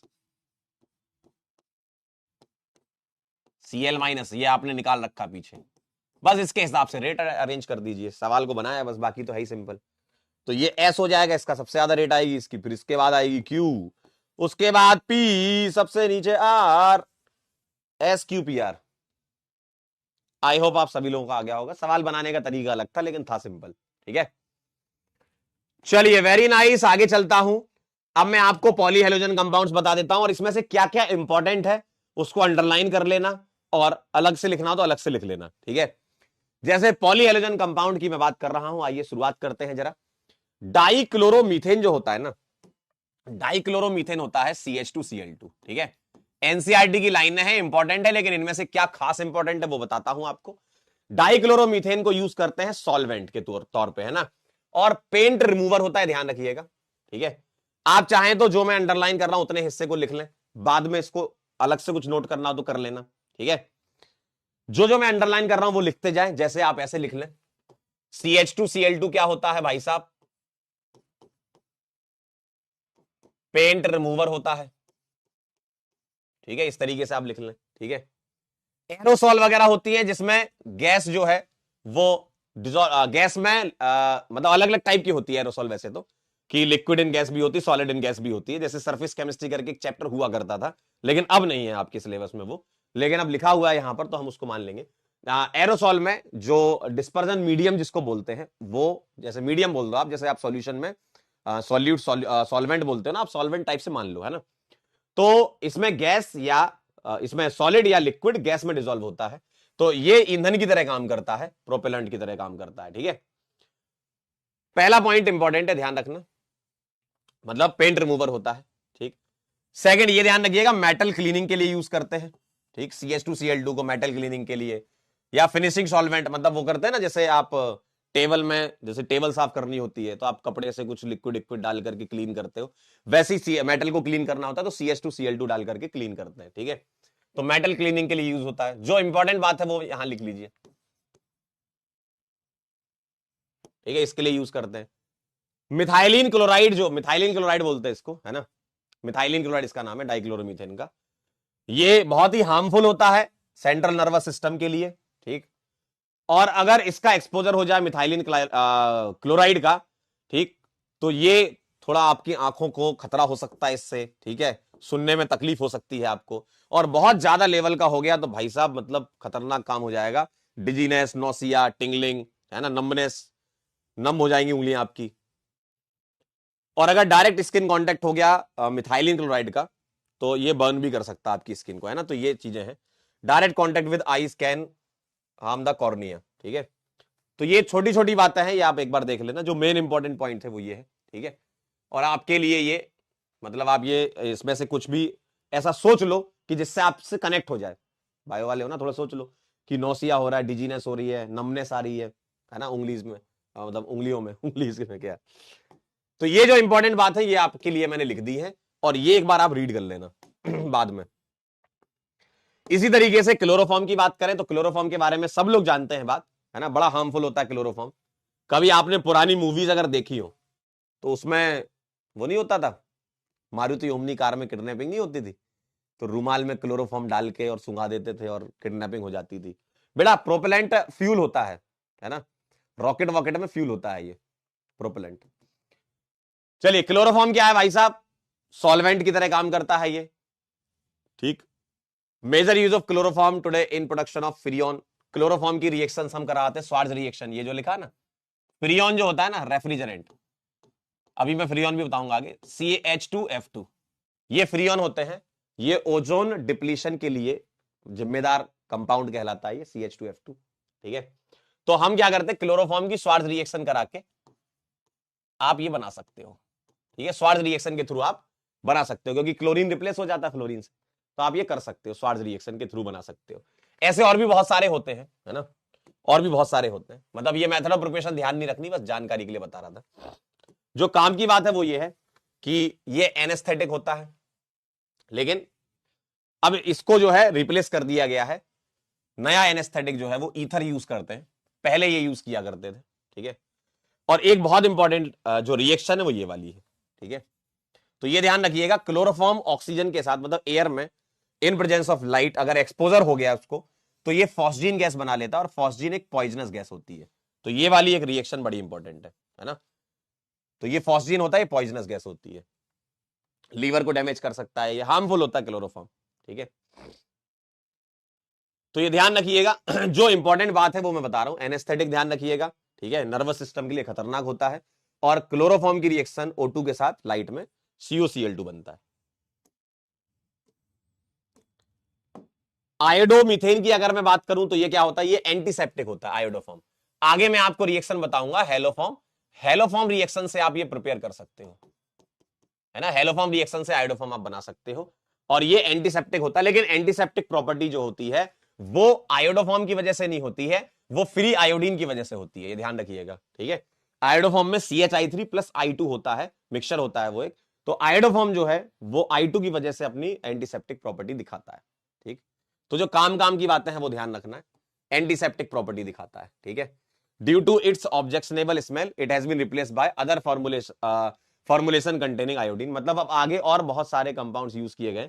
वैसे एक एनवायरमेंटल केमिस्ट्री करके चैप्टर हुआ करता था, वो भी नहीं है तुम्हारे सिलेबस में, उसमें बताए गए थे कि अब कौन कौन सी चीजें यूज की जाती है, कौन कौन से केमिकल यूज किए जाते हैं, ठीक है। तो ये ध्यान रखिएगा, एंटीसेप्टिक फ्री आयोडीन की वजह से यहां पर होता है। फायर एक्सटिंग्विशर में यूज किया जाता है कार्बन टेट्राक्लोराइड, इसको बोलते हैं CCl4, ठीक है। ये ध्यान रखिएगा, यहां लिख देता हूं, बहुत इंपॉर्टेंट पॉइंट है ये, फायर एक्सटिंग्विशर में यूज किया जाता है ये, ठीक है। फायर एक्सटिंग्विशर में इसको यूज किया जाता है। और इसको भी आप प्रोपेलेंट यानी कि फ्यूल इन रॉकेट वगैरह में यूज करते हैं इसको भी, ठीक है। तो ये ध्यान रखिएगा, फायर एक्सटिंग्विशर होता है। बाकी एक बार इसको अपन रीड कर लेंगे, ठीक है। ये बहुत इंपॉर्टेंट बात है कि CCl4 फायर एक्सटिंग्विशर में यूज करते हैं, ठीक है।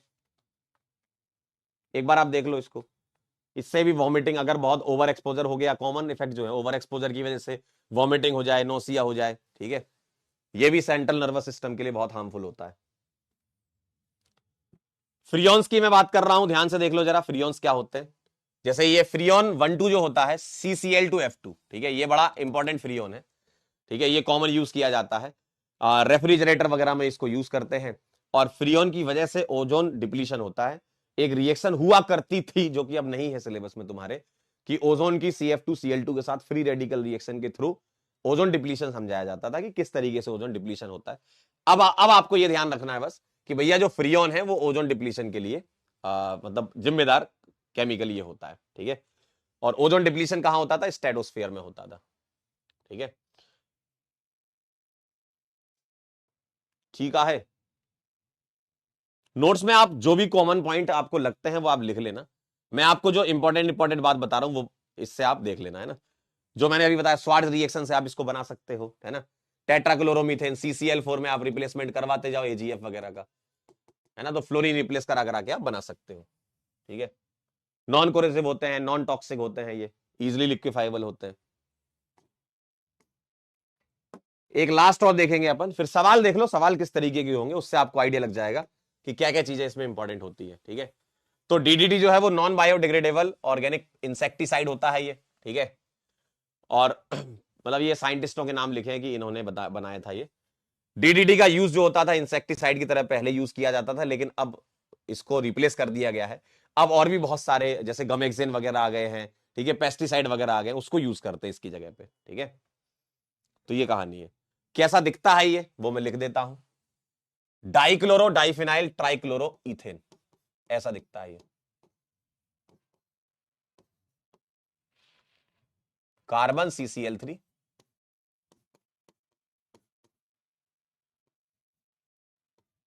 ठीक है, ये कार्बन लगा है।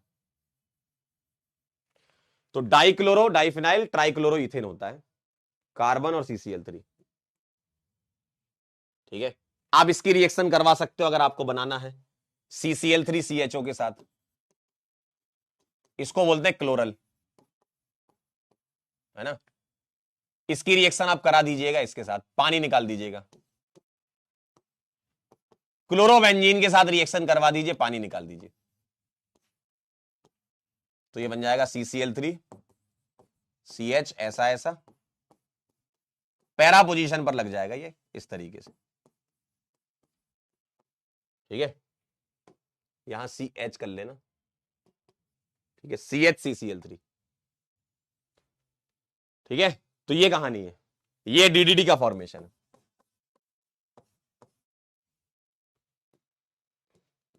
तो ये कंपाउंड ध्यान रखना आप, इसको क्लोरल बोलते हैं CCl3CHO को।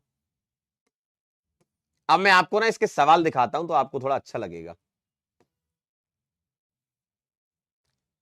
चलिए ये देखिए, सवाल देखिए किस तरीके के होंगे, तो उससे आपको आइडिया लगेगा कि मुझको क्या क्या इंपॉर्टेंट चीजें देखनी है उसमें, है ना।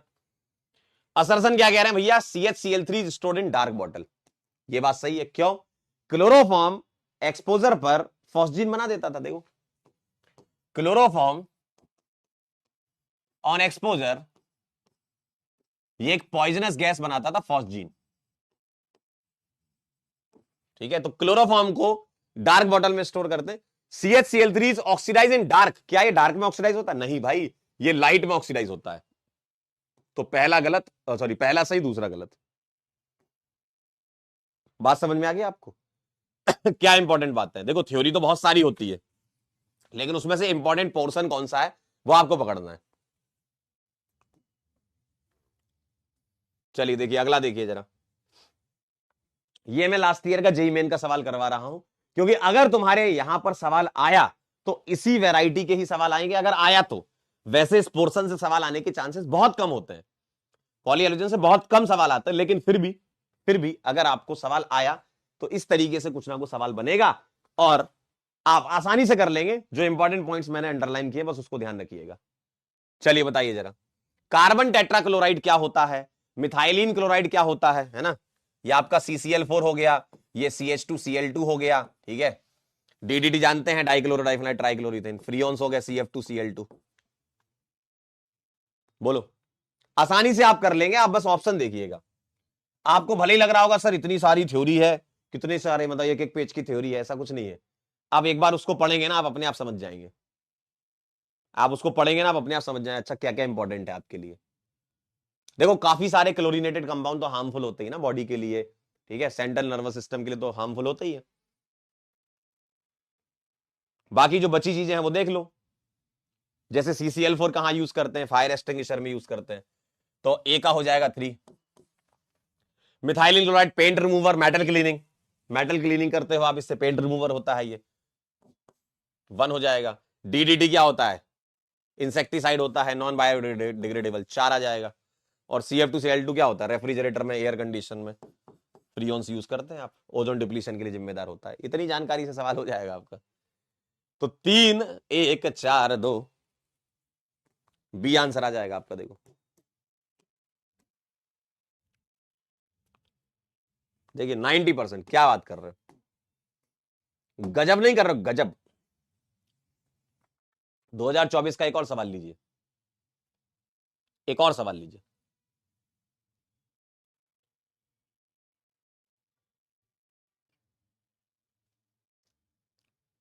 अभिषेक कह रहे DDT का यूपीएससी नेम लिख सकते हो आप। CCl3 में कार्बन क्लोरीन वाले को 1 दे दो, और क्लोरोफिनाइल वाले को 2 दे दो, 2 डाई क्लोरोफिनाइल है ना, उसको बिस बिस भी लिख सकते हो, और ट्राइक्लोरोइथेन।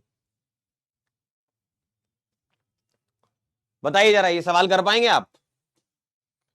सवाल की भावनाएं अगर आप समझ गए ना, खेल हो जाएगा, आराम से बना लेंगे आप। सवाल की भावनाएं समझ लो। आयोडोफॉर्म क्या होता है, जो जो लाइन मैंने अंडरलाइन किए थे ना, इंपॉर्टेंट पॉइंट्स, उसी से रिलेटेड ही सवाल आते हैं, आप देख लीजिए। जैसे आयोडोफॉर्म क्या होता है, एंटीसेप्टिक होती है। एंटीसेप्टिक प्रॉपर्टी किस वजह से होती है, फ्री आयोडीन की वजह से होती है इसमें, है ना, तो 3 नंबर आ जाएगा। कार्बन टेट्राक्लोराइड फायर एक्सटिंग्विशर होता है, 1। CFC क्लोरोफ्लोरोकार्बन, वही फ्रीऑन्स को CFC बोलते हैं ना, फ्रीऑन्स को ही बोलते हैं। रेफ्रिजरेंट्स 4, और DDT क्या होता है आपका, इंसेक्टिसाइड 2। 3 1 4 2, 3 1 4 2, सी आंसर आ रहा होगा, सी आंसर आ रहा होगा, देखो। क्यों जी, आया क्या? ओए होए, भाई साहब बहुत बढ़िया काम कर रहे हो आप तो यार। आया भाई साहब, बहुत बढ़िया काम कर रहे हो।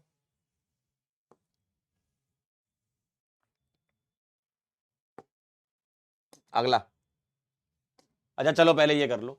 इन which compound halogenated organic compound has 1 with maximum number of chlorine. इन सब के फॉर्मूले पता होना चाहिए। क्लोरल क्या होता है, CCl3CHO।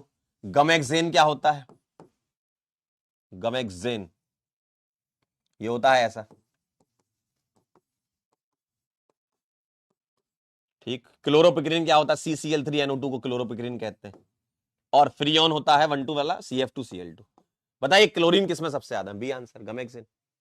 6 क्लोरीन होते हैं। तो बस फॉर्मूला पता होगा, काम हो गया। देखिए आप, देख लीजिए, देख लीजिए जी, ठीक है। चलिए अगला करिए, बहुत आसान है ये तो। विच of the following compound is an example of freon.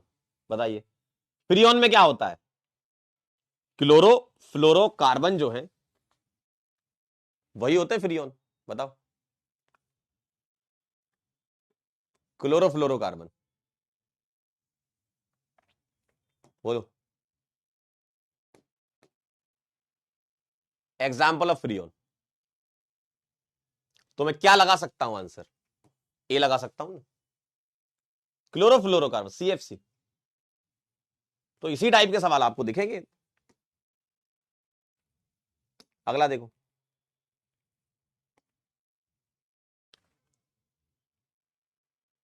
Which of the following is true about freon. बोलो, सिंगल आंसर करेक्ट में बताना है। These are chlorofluoro carbon compound, हो गया काम, खत्म। फ्रीऑन्स तो नॉन टॉक्सिक होते हैं ना, नॉन रिएक्टिव होते हैं। देखिए जरा, हो गया भाई, हो गया। अगला देखिए जरा, विच of the following is used in fire extinguisher. बात समझ में आई आपको कुछ, CCl4, ठीक है, फायर एक्सटिंग्विशर CCl4। आयोडोफॉर्म किस लिए यूज करते हैं, बोलिए। क्लोरोफॉर्म एनेस्थेटिक होता है, आयोडोफॉर्म एंटीसेप्टिक होता है, ठीक है, एंटीसेप्टिक। अगला, chloroform on oxidation by air in presence of light क्या देता है, बताओ। क्लोरोफॉर्म फॉस्जीन देता है, COCl2। समझ पा रहे हैं आप कुछ बात को, बस यही सब सवाल है, इन्हीं में से कोई मिल जाएगा। इन्हीं सवालों में से कोई ना कोई दिख जाएगा अगर आया तो। Paint removing, CH2Cl2। Dichloromethane paint metal cleaning paint removing के लिए करते हैं।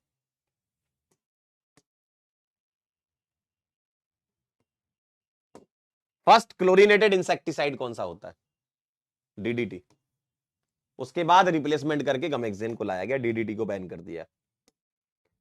इन फायर एक्सटिंग्विशर क्या यूज करते हैं? CCl4, है ना। अगला, the following is use for metal cleaning and finishing. CH2Cl2, paint remover, metal cleaning. The following is used as anesthetic, बताइए एनेस्थेटिक की तरह किसको यूज करते हैं? बोलिए। CHCl3। हो गया, बहुत बढ़िया, धन्यवाद। आइए बेंजाइन मैकेनिज्म पर चलते हैं। बहुत बहुत धन्यवाद आपका। बस इन्हीं में से कोई ना कोई सवाल आपको दिखेगा, कर देना आप, ठीक। बेंजाइन मैकेनिज्म की अगर मैं बात करूं, इसको बोलते हैं SNEA, मतलब एलिमिनेशन फॉलोड बाय एडिशन। मतलब पहले एलिमिनेशन होगा फिर एडिशन होगा। पहले क्या होगा? एलिमिनेशन और फिर एडिशन होगा। ध्यान से देखिएगा, क्लोरोबेंजीन की रिएक्शन करवाना जा रहा हूं मैं NaNH2 लिक्विड अमोनिया के साथ। ये रिएजेंट यहां होता है,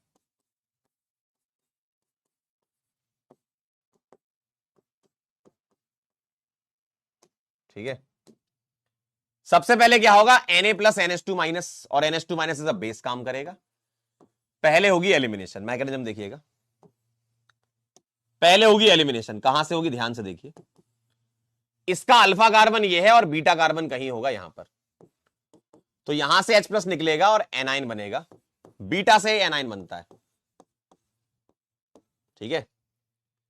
बीटा से एनाइन बनता, ध्यान से देख लीजिए। और अब ये लोन पेयर बॉन्ड पेयर में कन्वर्ट होकर Cl को उड़ाएगा। देखो, पहले बेस ने क्या करा? H+ निकाला, कहां से? बीटा कार्बन से निकालता है, ठीक है, बीटा कार्बन से निकालता है।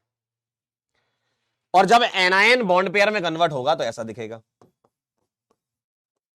और इसको अच्छे से लिखोगे तो ये एक्चुअली में पता क्या? बेंजाइन ही है। इसको यहां लिख रहा हूं मैं, ठीक है। और अब इस बेंजाइन का ओवरलैपिंग में दिखाऊंगा ना, ऐसा दिखेगा। इसमें ना sp2 हाइब्रिड ऑर्बिटल ओवरलैप करते हैं। देखो, जो पाई बॉन्ड है ना, sp2 हाइब्रिड ओवरलैप करते हैं इस तरीके से। क्या हुआ? 2 मिनट में आ रहा हूं, 1 मिनट।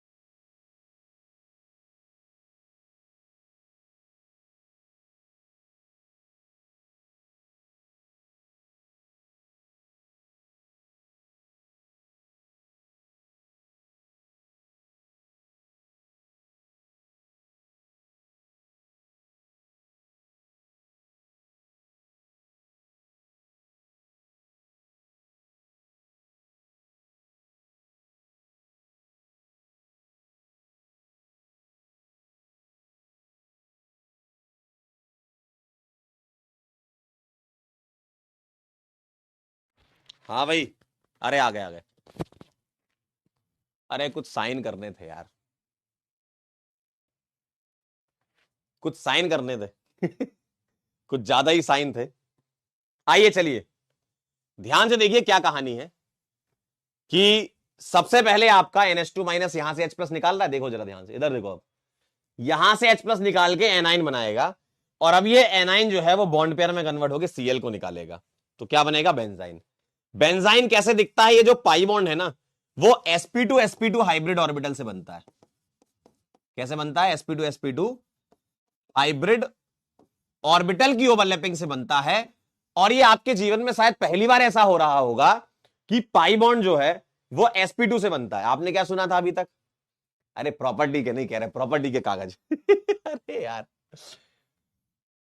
और भी कागज होते हैं जीवन में भाई, अभी तुम्हें पता चलेगा आगे बढ़ोगे तो। आपने सुना था कि भाई पाई बॉन्ड की ओवरलैपिंग प्योर पी से होती है ना? प्योर पी से पाई बनाते हैं, लेकिन बेंजाइन में sp2 हाइब्रिड से बनाता है। ठीक है, ध्यान रखिएगा, बेंजाइन में sp2 हाइब्रिड से बनाता है। पहली बार आपके जीवन में ऐसा हो रहा होगा। और ये बेंजाइन एक हाईली अनस्टेबल कंपाउंड है। ठीक है, तो ये एक इंटरमीडिएट के तौर पे काम करता है। मतलब ये बन के रह नहीं जाता, ये इंटरमीडिएट की तरह काम करता है। मतलब ये कुछ और भी करेगा, ये रुकेगा नहीं यहां पर, ये रुकेगा नहीं भाई। ठीक है, अबे इधर देखो, ये रुक। अरे बैंक से कुछ लोग आए थे, अब क्या तुम्हें पूरी कहानी बताएं? कुछ लोग बैंक से आए थे, तो अब वो कुछ होता है ना कि बहुत सारे पेपरों पे साइन लेते हैं, तो एक ही पेपर पे 4-4 बार भी साइन होते हैं। इधर करो, इधर करो, इधर करो, इधर करो, टिक लगा देते हैं, फिर इधर करो, इधर करो।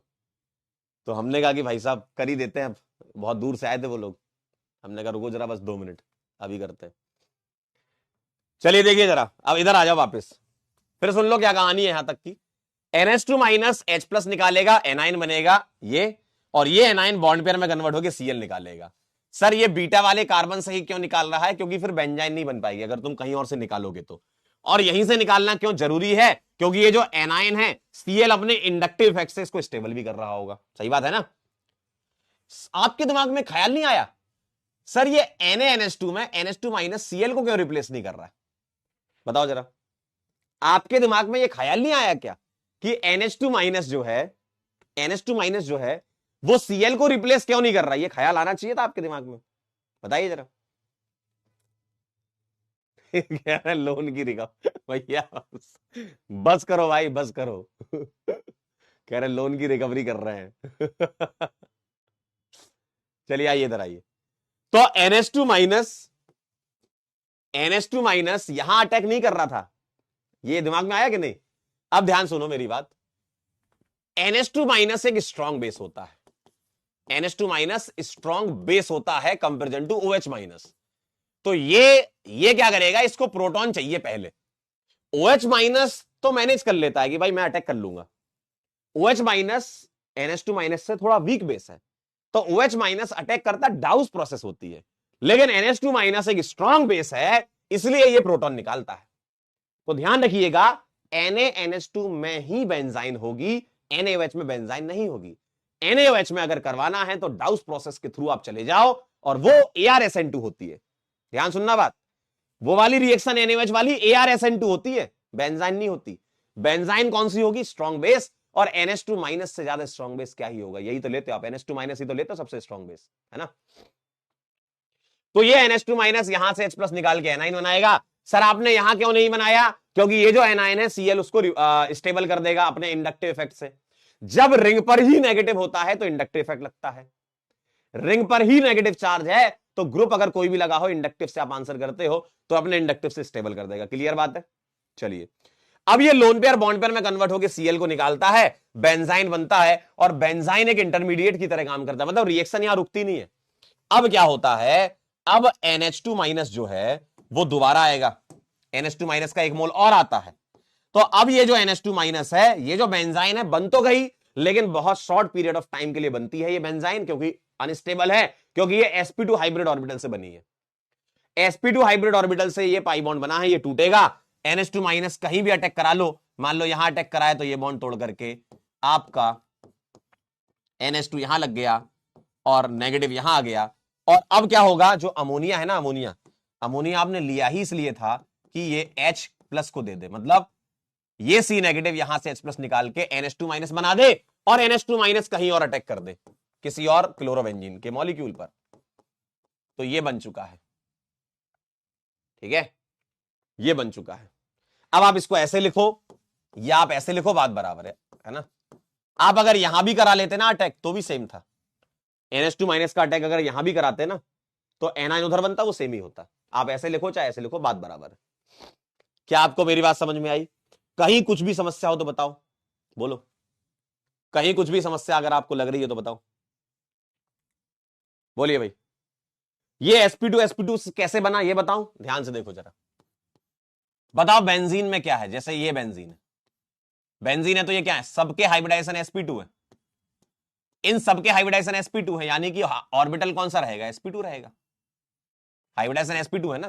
तो अगर तुमसे कोई पूछे कि भैया बेंजाइन में सब कार्बन के हाइब्रिडाइजेशन क्या है, तो ऑल 6 कार्बन sp2 होते हैं।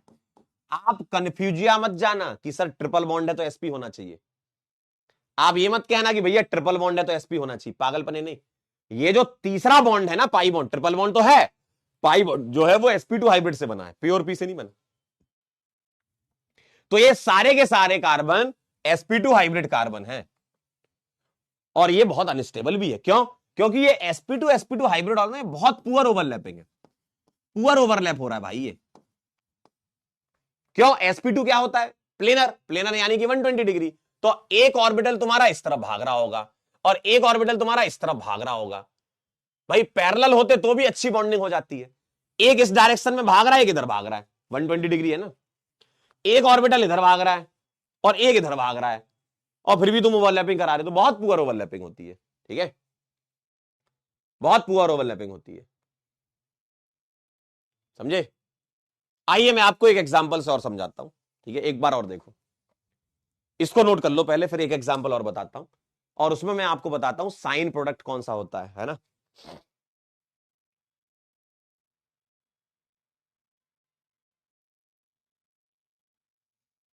लास्ट स्टेप में तो अमोनिया H प्लस देने के काम आ रहा है। अमोनिया क्या कर रहा है, प्रोटोनेट करने के, और अमोनिया हम इसलिए ले रहे हैं ताकि NH2 माइनस फिर बन जाए और वो कम क्वांटिटी में काम हो जाए, वो किसी और मॉलिक्यूल पर अटैक कर ले।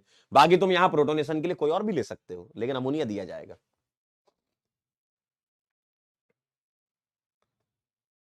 लिख लो तो बताना। डन। अब मैं आपको एक सवाल और बताता हूं, ध्यान से देखना। सेम सवाल लेकिन कुछ अलग तरीके से, ध्यान से देखिएगा जरा।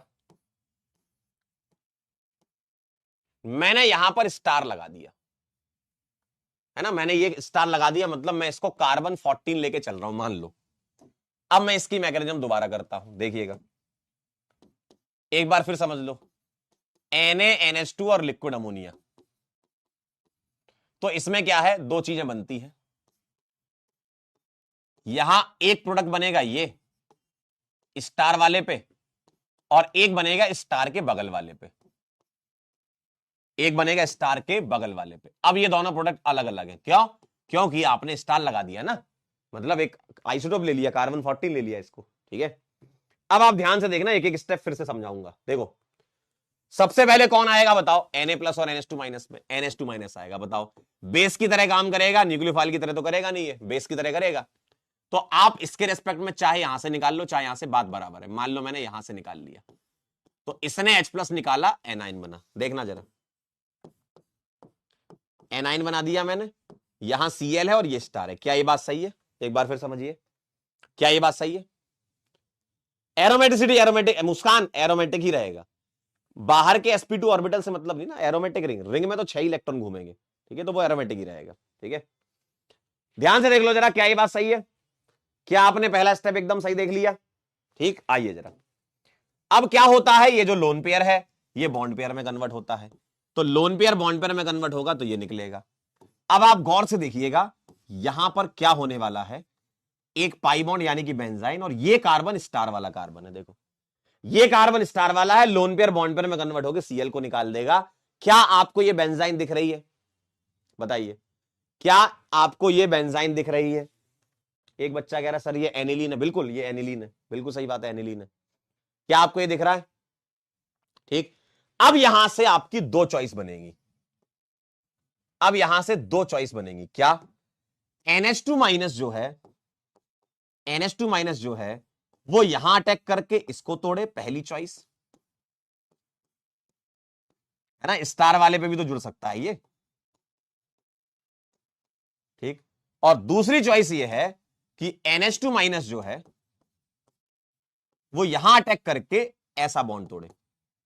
तो आपको दूसरी चॉइस ऐसी दिखेगी। क्या ये बात सही है?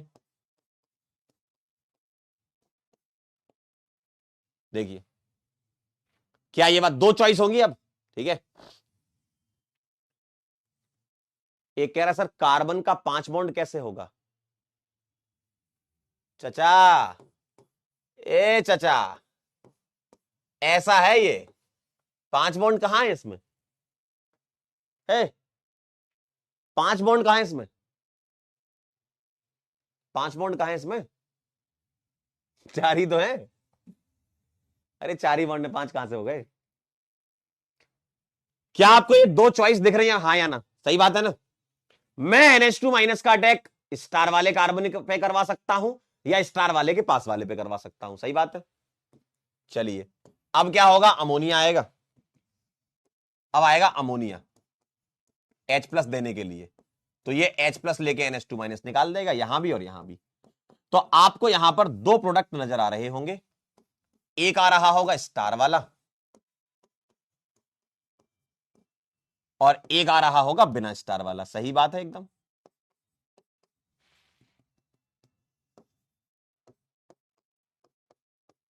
एक स्टार वाला और एक बिना स्टार वाला, ठीक है। अब ध्यान से सुनिएगा मेरी बात को। क्लोरीन किस कार्बन पे लगा है बताओ? क्लोरीन किस कार्बन पे लगा? स्टार वाले पे। और अगर NH2 उसी कार्बन पर आया जिस पर क्लोरीन है, इसको बोलते हैं DSP। इसका नाम है DSP, डायरेक्ट सब्स्टिट्यूशन प्रोडक्ट। और जिस कार्बन पर क्लोरीन था उसके एडजेसेंट पर NH2 आ रहा है, इसको बोलते हैं CSP, cine substitution product. Cine मतलब एडजेसेंट पोजीशन होती है। कह रहे DSP सिराज साइन जो है वो सब्स्टिट्यूशन एडजेसेंट पोजीशन को साइन कहते हैं, CINE। डायरेक्ट सब्स्टिट्यूशन प्रोडक्ट या साइन सब्स्टिट्यूशन प्रोडक्ट। और डायरेक्ट वाले को इप्सो भी कहते हैं, IPSO, IPSO इप्सो, ठीक है। इप्सो भी कहते हैं इसको डायरेक्ट वाले को, ठीक है। इप्सो मतलब सेम पोजीशन होती है, ठीक है। आप DSP CSP से ध्यान रखेंगे। DSP direct substitution product, CSP cine substitution product.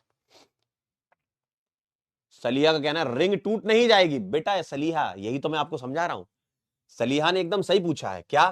कि सर ये जो बेंजाइन है ना, ये तो अनस्टेबल है, रिंग टूट नहीं जाएगी। बिल्कुल सही बात है आपकी, बिल्कुल सही बात है। रिंग टूटनी चाहिए थी, लेकिन एक्चुअल में ये पाई बॉन्ड जो है वो प्योर पी से नहीं बना है। ये पाई बॉन्ड sp2 हाइब्रिड की पुअर ओवरलैपिंग से बना है।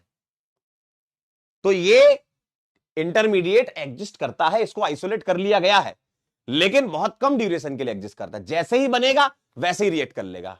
आई नो आप ये समझ रहे हो कि सर ट्रिपल बॉन्ड है, ट्रिपल बॉन्ड में तो आपने बताया था कि भाई रिंग टूट जानी चाहिए। अच्छी बात है, ये एग्जिस्ट नहीं करता है, एग्जिस्ट नहीं करता है ये। लेकिन बेंजाइन में एग्जिस्टेंस देखो। साइक्लोहेक्साइन, साइक्लोहेक्साइन को आइसोलेट नहीं किया जा पाया आज तक, क्योंकि इसमें एरोमेटिसिटी मिसिंग है ना, इसलिए स्टेबल भी नहीं है। इसमें एटलीस्ट एरोमेटिसिटी तो है। और ये जो sp2 ऑर्बिटल है ये बहुत पुअर ओवरलैपिंग है, बनते ही टूट जाएंगे। लेकिन ना इनको आइसोलेट कर लिया गया, मतलब पता लगा लिया कि ऐसा कुछ बनता है। कैसे पता लगा? अलग अलग प्रकार की इसकी रिएक्शन होती है, डाइल सेल्डर रिएक्शंस वगैरह ऐसी बहुत सारी होती है, तो उनसे पता लगा है, ठीक है। तो ये बहुत कम ड्यूरेशन के लिए बनता है और बनते ही टूट भी जाता है, ठीक है। बनते ही टूट जाता है ये, ठीक है। समझे? हाँ हाँ बिल्कुल सही बात है। मैंने कहा था कि 8 की रिंग में ट्रिपल बॉन्ड स्टेबल होता है। मैंने कहा था 8 की रिंग में ही ट्रिपल, और वो सही कहा था, और उसको ध्यान रखना। 8 की रिंग में ही ट्रिपल स्टेबल होता है। साइक्लो अल्केन की बात थी वो, बेंजाइन नहीं बोला था मैंने वहां पे। अगर मैं आपसे बोलूं, मैं आपसे पूरा सुनो पूरा, मैं आपसे बोलूं ट्रिपल बॉन्ड यहां नहीं करता एग्जिस्ट, सही बात है। 4 की रिंग में नहीं करता, 5 की रिंग में नहीं करता, 6 की रिंग में नहीं करता, ये साइक्लो अल्केन्स वाली बातें चल रही थी। 7 की रिंग में नहीं करता, 8 की रिंग से स्टार्ट होता है ट्रिपल बॉन्ड का एग्जिस्टेंस, इसमें करता है। ये सही बात है एकदम, ठीक है, समझ गए खेल। और जो बेंजाइन है वो बेंजाइन एग्जिस्ट करता है, ये ध्यान रखिएगा। अब मेरी बात बताओ जरा, ध्यान से सुनना, मेरी बात थोड़ा ध्यान सुनना। अब अगर मैं यहां कुछ ग्रुप लगा दूं, देखो, अगर मैं यहां, बेटा एक कह रहा है सर मेजर कौन सा होगा, बेटा दोनों की पॉसिबिलिटी बराबर है, अटैक यहां हो या यहां हो, दोनों की पॉसिबिलिटी बराबर है, लेकिन इसका थोड़ा सा अमाउंट ज्यादा होगा। क्यों? कार्बन स्टार लगा है और आइसोटोप के आ जाने से बॉन्ड एनर्जी बढ़ जाती है, तो ये थोड़ा स्टेबल होगा इससे। लेकिन ऐसा नहीं कि बहुत अलग मेजर डिफरेंस आ गया कि ये 90% बन रहा है 10 बन रहा है, ऐसा नहीं, बराबर बराबर क्वांटिटी बनती है लगभग लगभग। और अगर कोई पीछे पड़ जाए आपसे बोले मेजर कौन सा, तो भैया कार्बन 14, देखो आइसोटोप में जब मास नंबर आ जाता है तो बॉन्ड एनर्जी बढ़ जाती, स्टेबिलिटी बढ़ जाती है।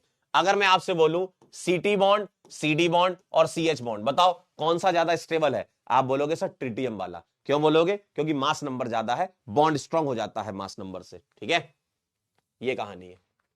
लेकिन आप बराबर बराबर अमाउंट बोलो, कोई आपसे ऐसे पूछेगा भी नहीं कि कौन सा मेजर है। अगर पूछ ले तो कार्बन का आइसोटोप जहां पर लगा हुआ है वो बॉन्ड स्ट्रांग होता है बिना आइसोटोप वाले से, ठीक है। आइए आगे बढ़ते हैं। अब अगर मैं यहां ग्रुप लगा दूं, ध्यान से देखिएगा, अब असली कहानी चालू होती है। मैंने यहां मिथाइल लगा दिया भैया और यहां सीएल लगा दिया भैया, देखो कुछ सवाल का वेरिएशन देखना। चलिए भाई देखिए, NaNH2 लिक्विड अमोनिया, क्या करोगे आप, क्या करोगे आप बताइए। सबसे पहले NH2 माइनस आएगा, ले आओ भाई ले आओ। क्या करता है वो? बीटा से H निकालता है, इसके रेस्पेक्ट में ये अल्फा, ये बीटा और ये बीटा। यहां H है नहीं तो यहां से निकालेगा, यहां H नहीं ना, मिथाइल लगा हुआ, H निकाल करके एनायन बनाएगा। क्या ये बात सही है? H निकाल करके एनायन बनाएगा, जी सर। और ये जो एनायन है लोन पेयर बॉन्ड पेयर में कन्वर्ट होकर Cl निकालेगा, बेंजाइन बनेगा। देखिए जरा, बेंजाइन बनेगा, बेंजाइन। क्या ऐसा दिखेगा आपको? बताओ, यहां तक तो क्लियर है ना? यहां तक तो क्लियर है। क्लोरीन के बीटा से H निकलता है क्योंकि उसको बेंजाइन बनाना है। ऊपर वाले में तो मिथाइल लगा हुआ है, वहां H तो है नहीं, तो नीचे वाले से निकलेगा। क्या ये बात क्लियर है यहां तक? बोलिए बोलिए भाई, यहां तक बात क्लियर है? अब ये एनाइन क्या करता है? अटैक करके Cl ही निकालता है, मैकेनिज्म तो सेम ही चल रही है। अब मेरी बात को ध्यान सुनना, दो चॉइस बनती है आपकी यहां से, आपकी यहां से दो चॉइस बनती है कि भैया NH2 माइनस वापस अटैक करता है, बेंजाइन को खोलता है, ठीक है। बेंजाइन बहुत कम ड्यूरेशन के लिए बनती है, लेकिन अब अटैक कैसे होगा? NH2 माइनस यहां अटैक करके इसको तोड़े, पहली चॉइस, ठीक है, पहली चॉइस ऐसी, देखिए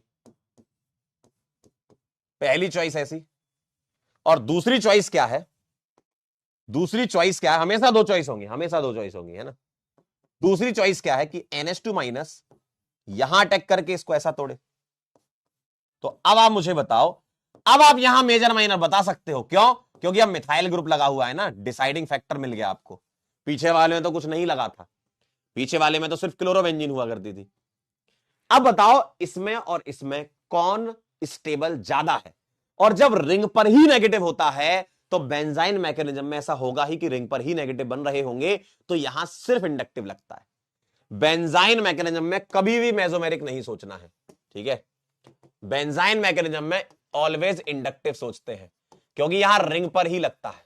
इंडक्टिव सोचना है, मेसोमेरिक नहीं सोचना है, ठीक है। रिंग पर ही लगता है नेगेटिव, ठीक है।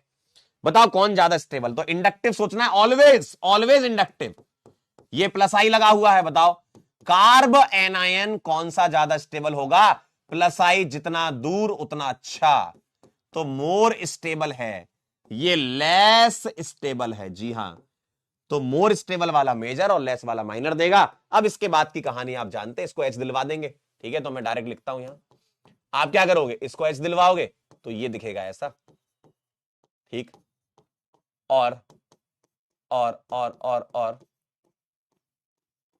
दूसरा दिखेगा ऐसा, इसको एच दिलवा देना ऊपर। मोर स्टेबल वाला मेजर यहां तुम बता सकते हो, और ये माइनर। क्या ये बात क्लियर है? क्या ये बात आपको क्लियर है? अब आप मुझे आंसर बताना। मैं यहां मिथाइल की जगह अगर OCH3 कर दूं तो बोलो, बोलो बस, बोलो बोलो। मिथाइल की जगह OCH3 कर दूं तो बोलो, बोलो बेटा। ऑर्थो ऑर्थो इफेक्ट कहां से लगा रहे हो इसमें? NH2 में थोड़ी लगता है? बताओ जरा। यहां अगर OCH3 लगा दूं तो क्या आंसर आएगा? अब आपका सोचो सोचो, दिमाग लगाओ। OCH3, ना ना कोई स्टेरिक स्टेरिक इंटरेस्ट कुछ नहीं लगाना यहां। मैग्नेटिज्म का टाइप ही अलग है, मैग्नेटिज्म का टाइप अलग है, टाइप। मैग्नेटिज्म का टाइप ये है कि कार्बन आयन की स्टेबिलिटी से आपको करना है। ठीक है, बताओ जरा। अगर मैं यहां पर OCH3 कर दूं तो क्या आएगा? बता पाओगे? आइए जरा, मैं आपके सामने प्रस्तुत करना चाहता हूं। मिथाइल की जगह मैं कर रहा हूं OCH3। अब ये क्या हो गया? माइनस आई। बेटा इंडक्टिव सोचना हमेशा, मेसोमेरिक का कोई काम नहीं बेंजाइन मैकेनिज्म में। सिर्फ इंडक्टिव का काम होता है। चलिए यहां तक तो सेम ही है। अरे अंकल यहां तक तो सेम है ना। अब आप देखिए यहां क्या कर दूं मैं। अरे भैया क्या कर दूं बोल दो। इधर कर दूं OCH3, और अब ये है माइनस आई। इधर कर दूं OCH3, अब ये है माइनस आई। तो अब लेस वाला मोर और मोर वाला लेस हो जाएगा। सही बात है, ये मोर स्टेबल हो जाएगा, सॉरी ये लेस स्टेबल हो जाएगा, ये मोर स्टेबल, क्योंकि एनायन के पास में माइनस आई लगा। बहुत अच्छी बात है। तो अब आप क्या चेंज कर दोगे यहां पर? यहां OCH3 आ जाएगा।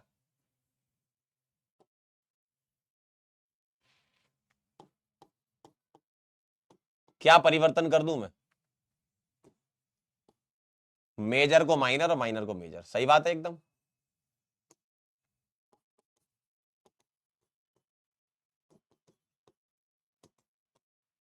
समझ गया खेला? खेला समझ पाए? खेला क्या हो रहा है? खेला समझ पाए क्या? बहुत बढ़िया, बहुत बढ़िया, वेरी नाइस। चलिए, तो ये सवाल एक था, ये मैंने अभी करवाई दिया है आपको, मेजर अभी अपन ने कर लिया ये। अब यहां Na की जगह K भी लिख दे तो भी चलेगा। तो ये OCH3Cl वाले में क्या आया था? मेटा आंसर आया था आपका, है ना। PYQ शायद इसमें डला नहीं है, PYQ इसमें डला नहीं, मैं आपको बता देता हूं। और तो क्लोरोटॉल्विन। चलो आप ये वाला करो, मैं PYQ निकालता हूं तब तक। नीट PYQ की किताब कहां है? एक ही सवाल आया था, इसमें डला नहीं है।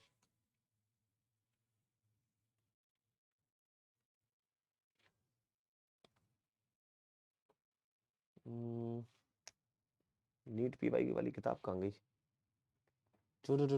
इसको सॉल्व करो जब तक आप। कहां गई यार किताब? गायब ही हो गई रे।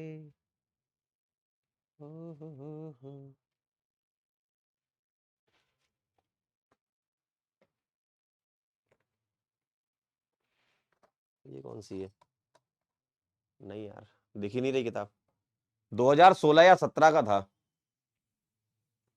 नीट का 2016 या 17 का। आप देखना एक बार।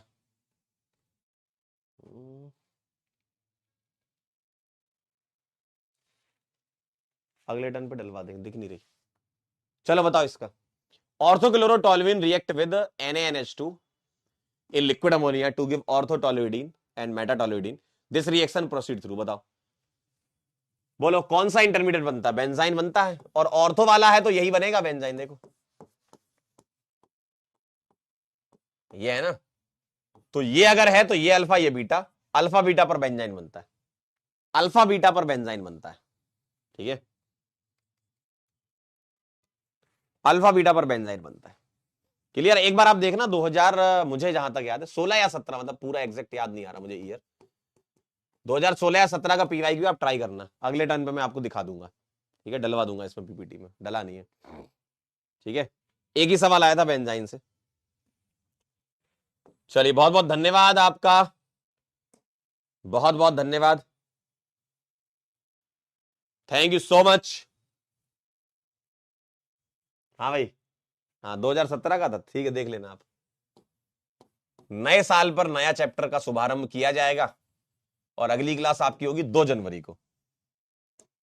तो आपके पास 1 जनवरी का जो समय है उसमें आप क्या करें, रिवाइज कर लें, ठीक है। और एल्कोहल ईथर फिनॉल में जिस चीज की जरूरत पड़ने वाली है वो मैं बता देता हूं।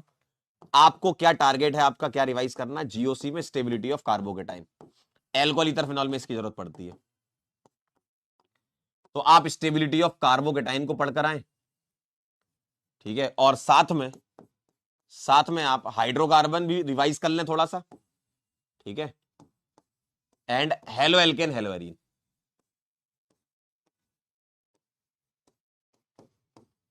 ठीक है, इसको भी आप रिवाइज कर लें जितना आपको पढ़ाया गया है, ठीक है। चलिए नए साल की आप लोगों को बहुत बहुत बधाइयां, थैंक यू सो मच।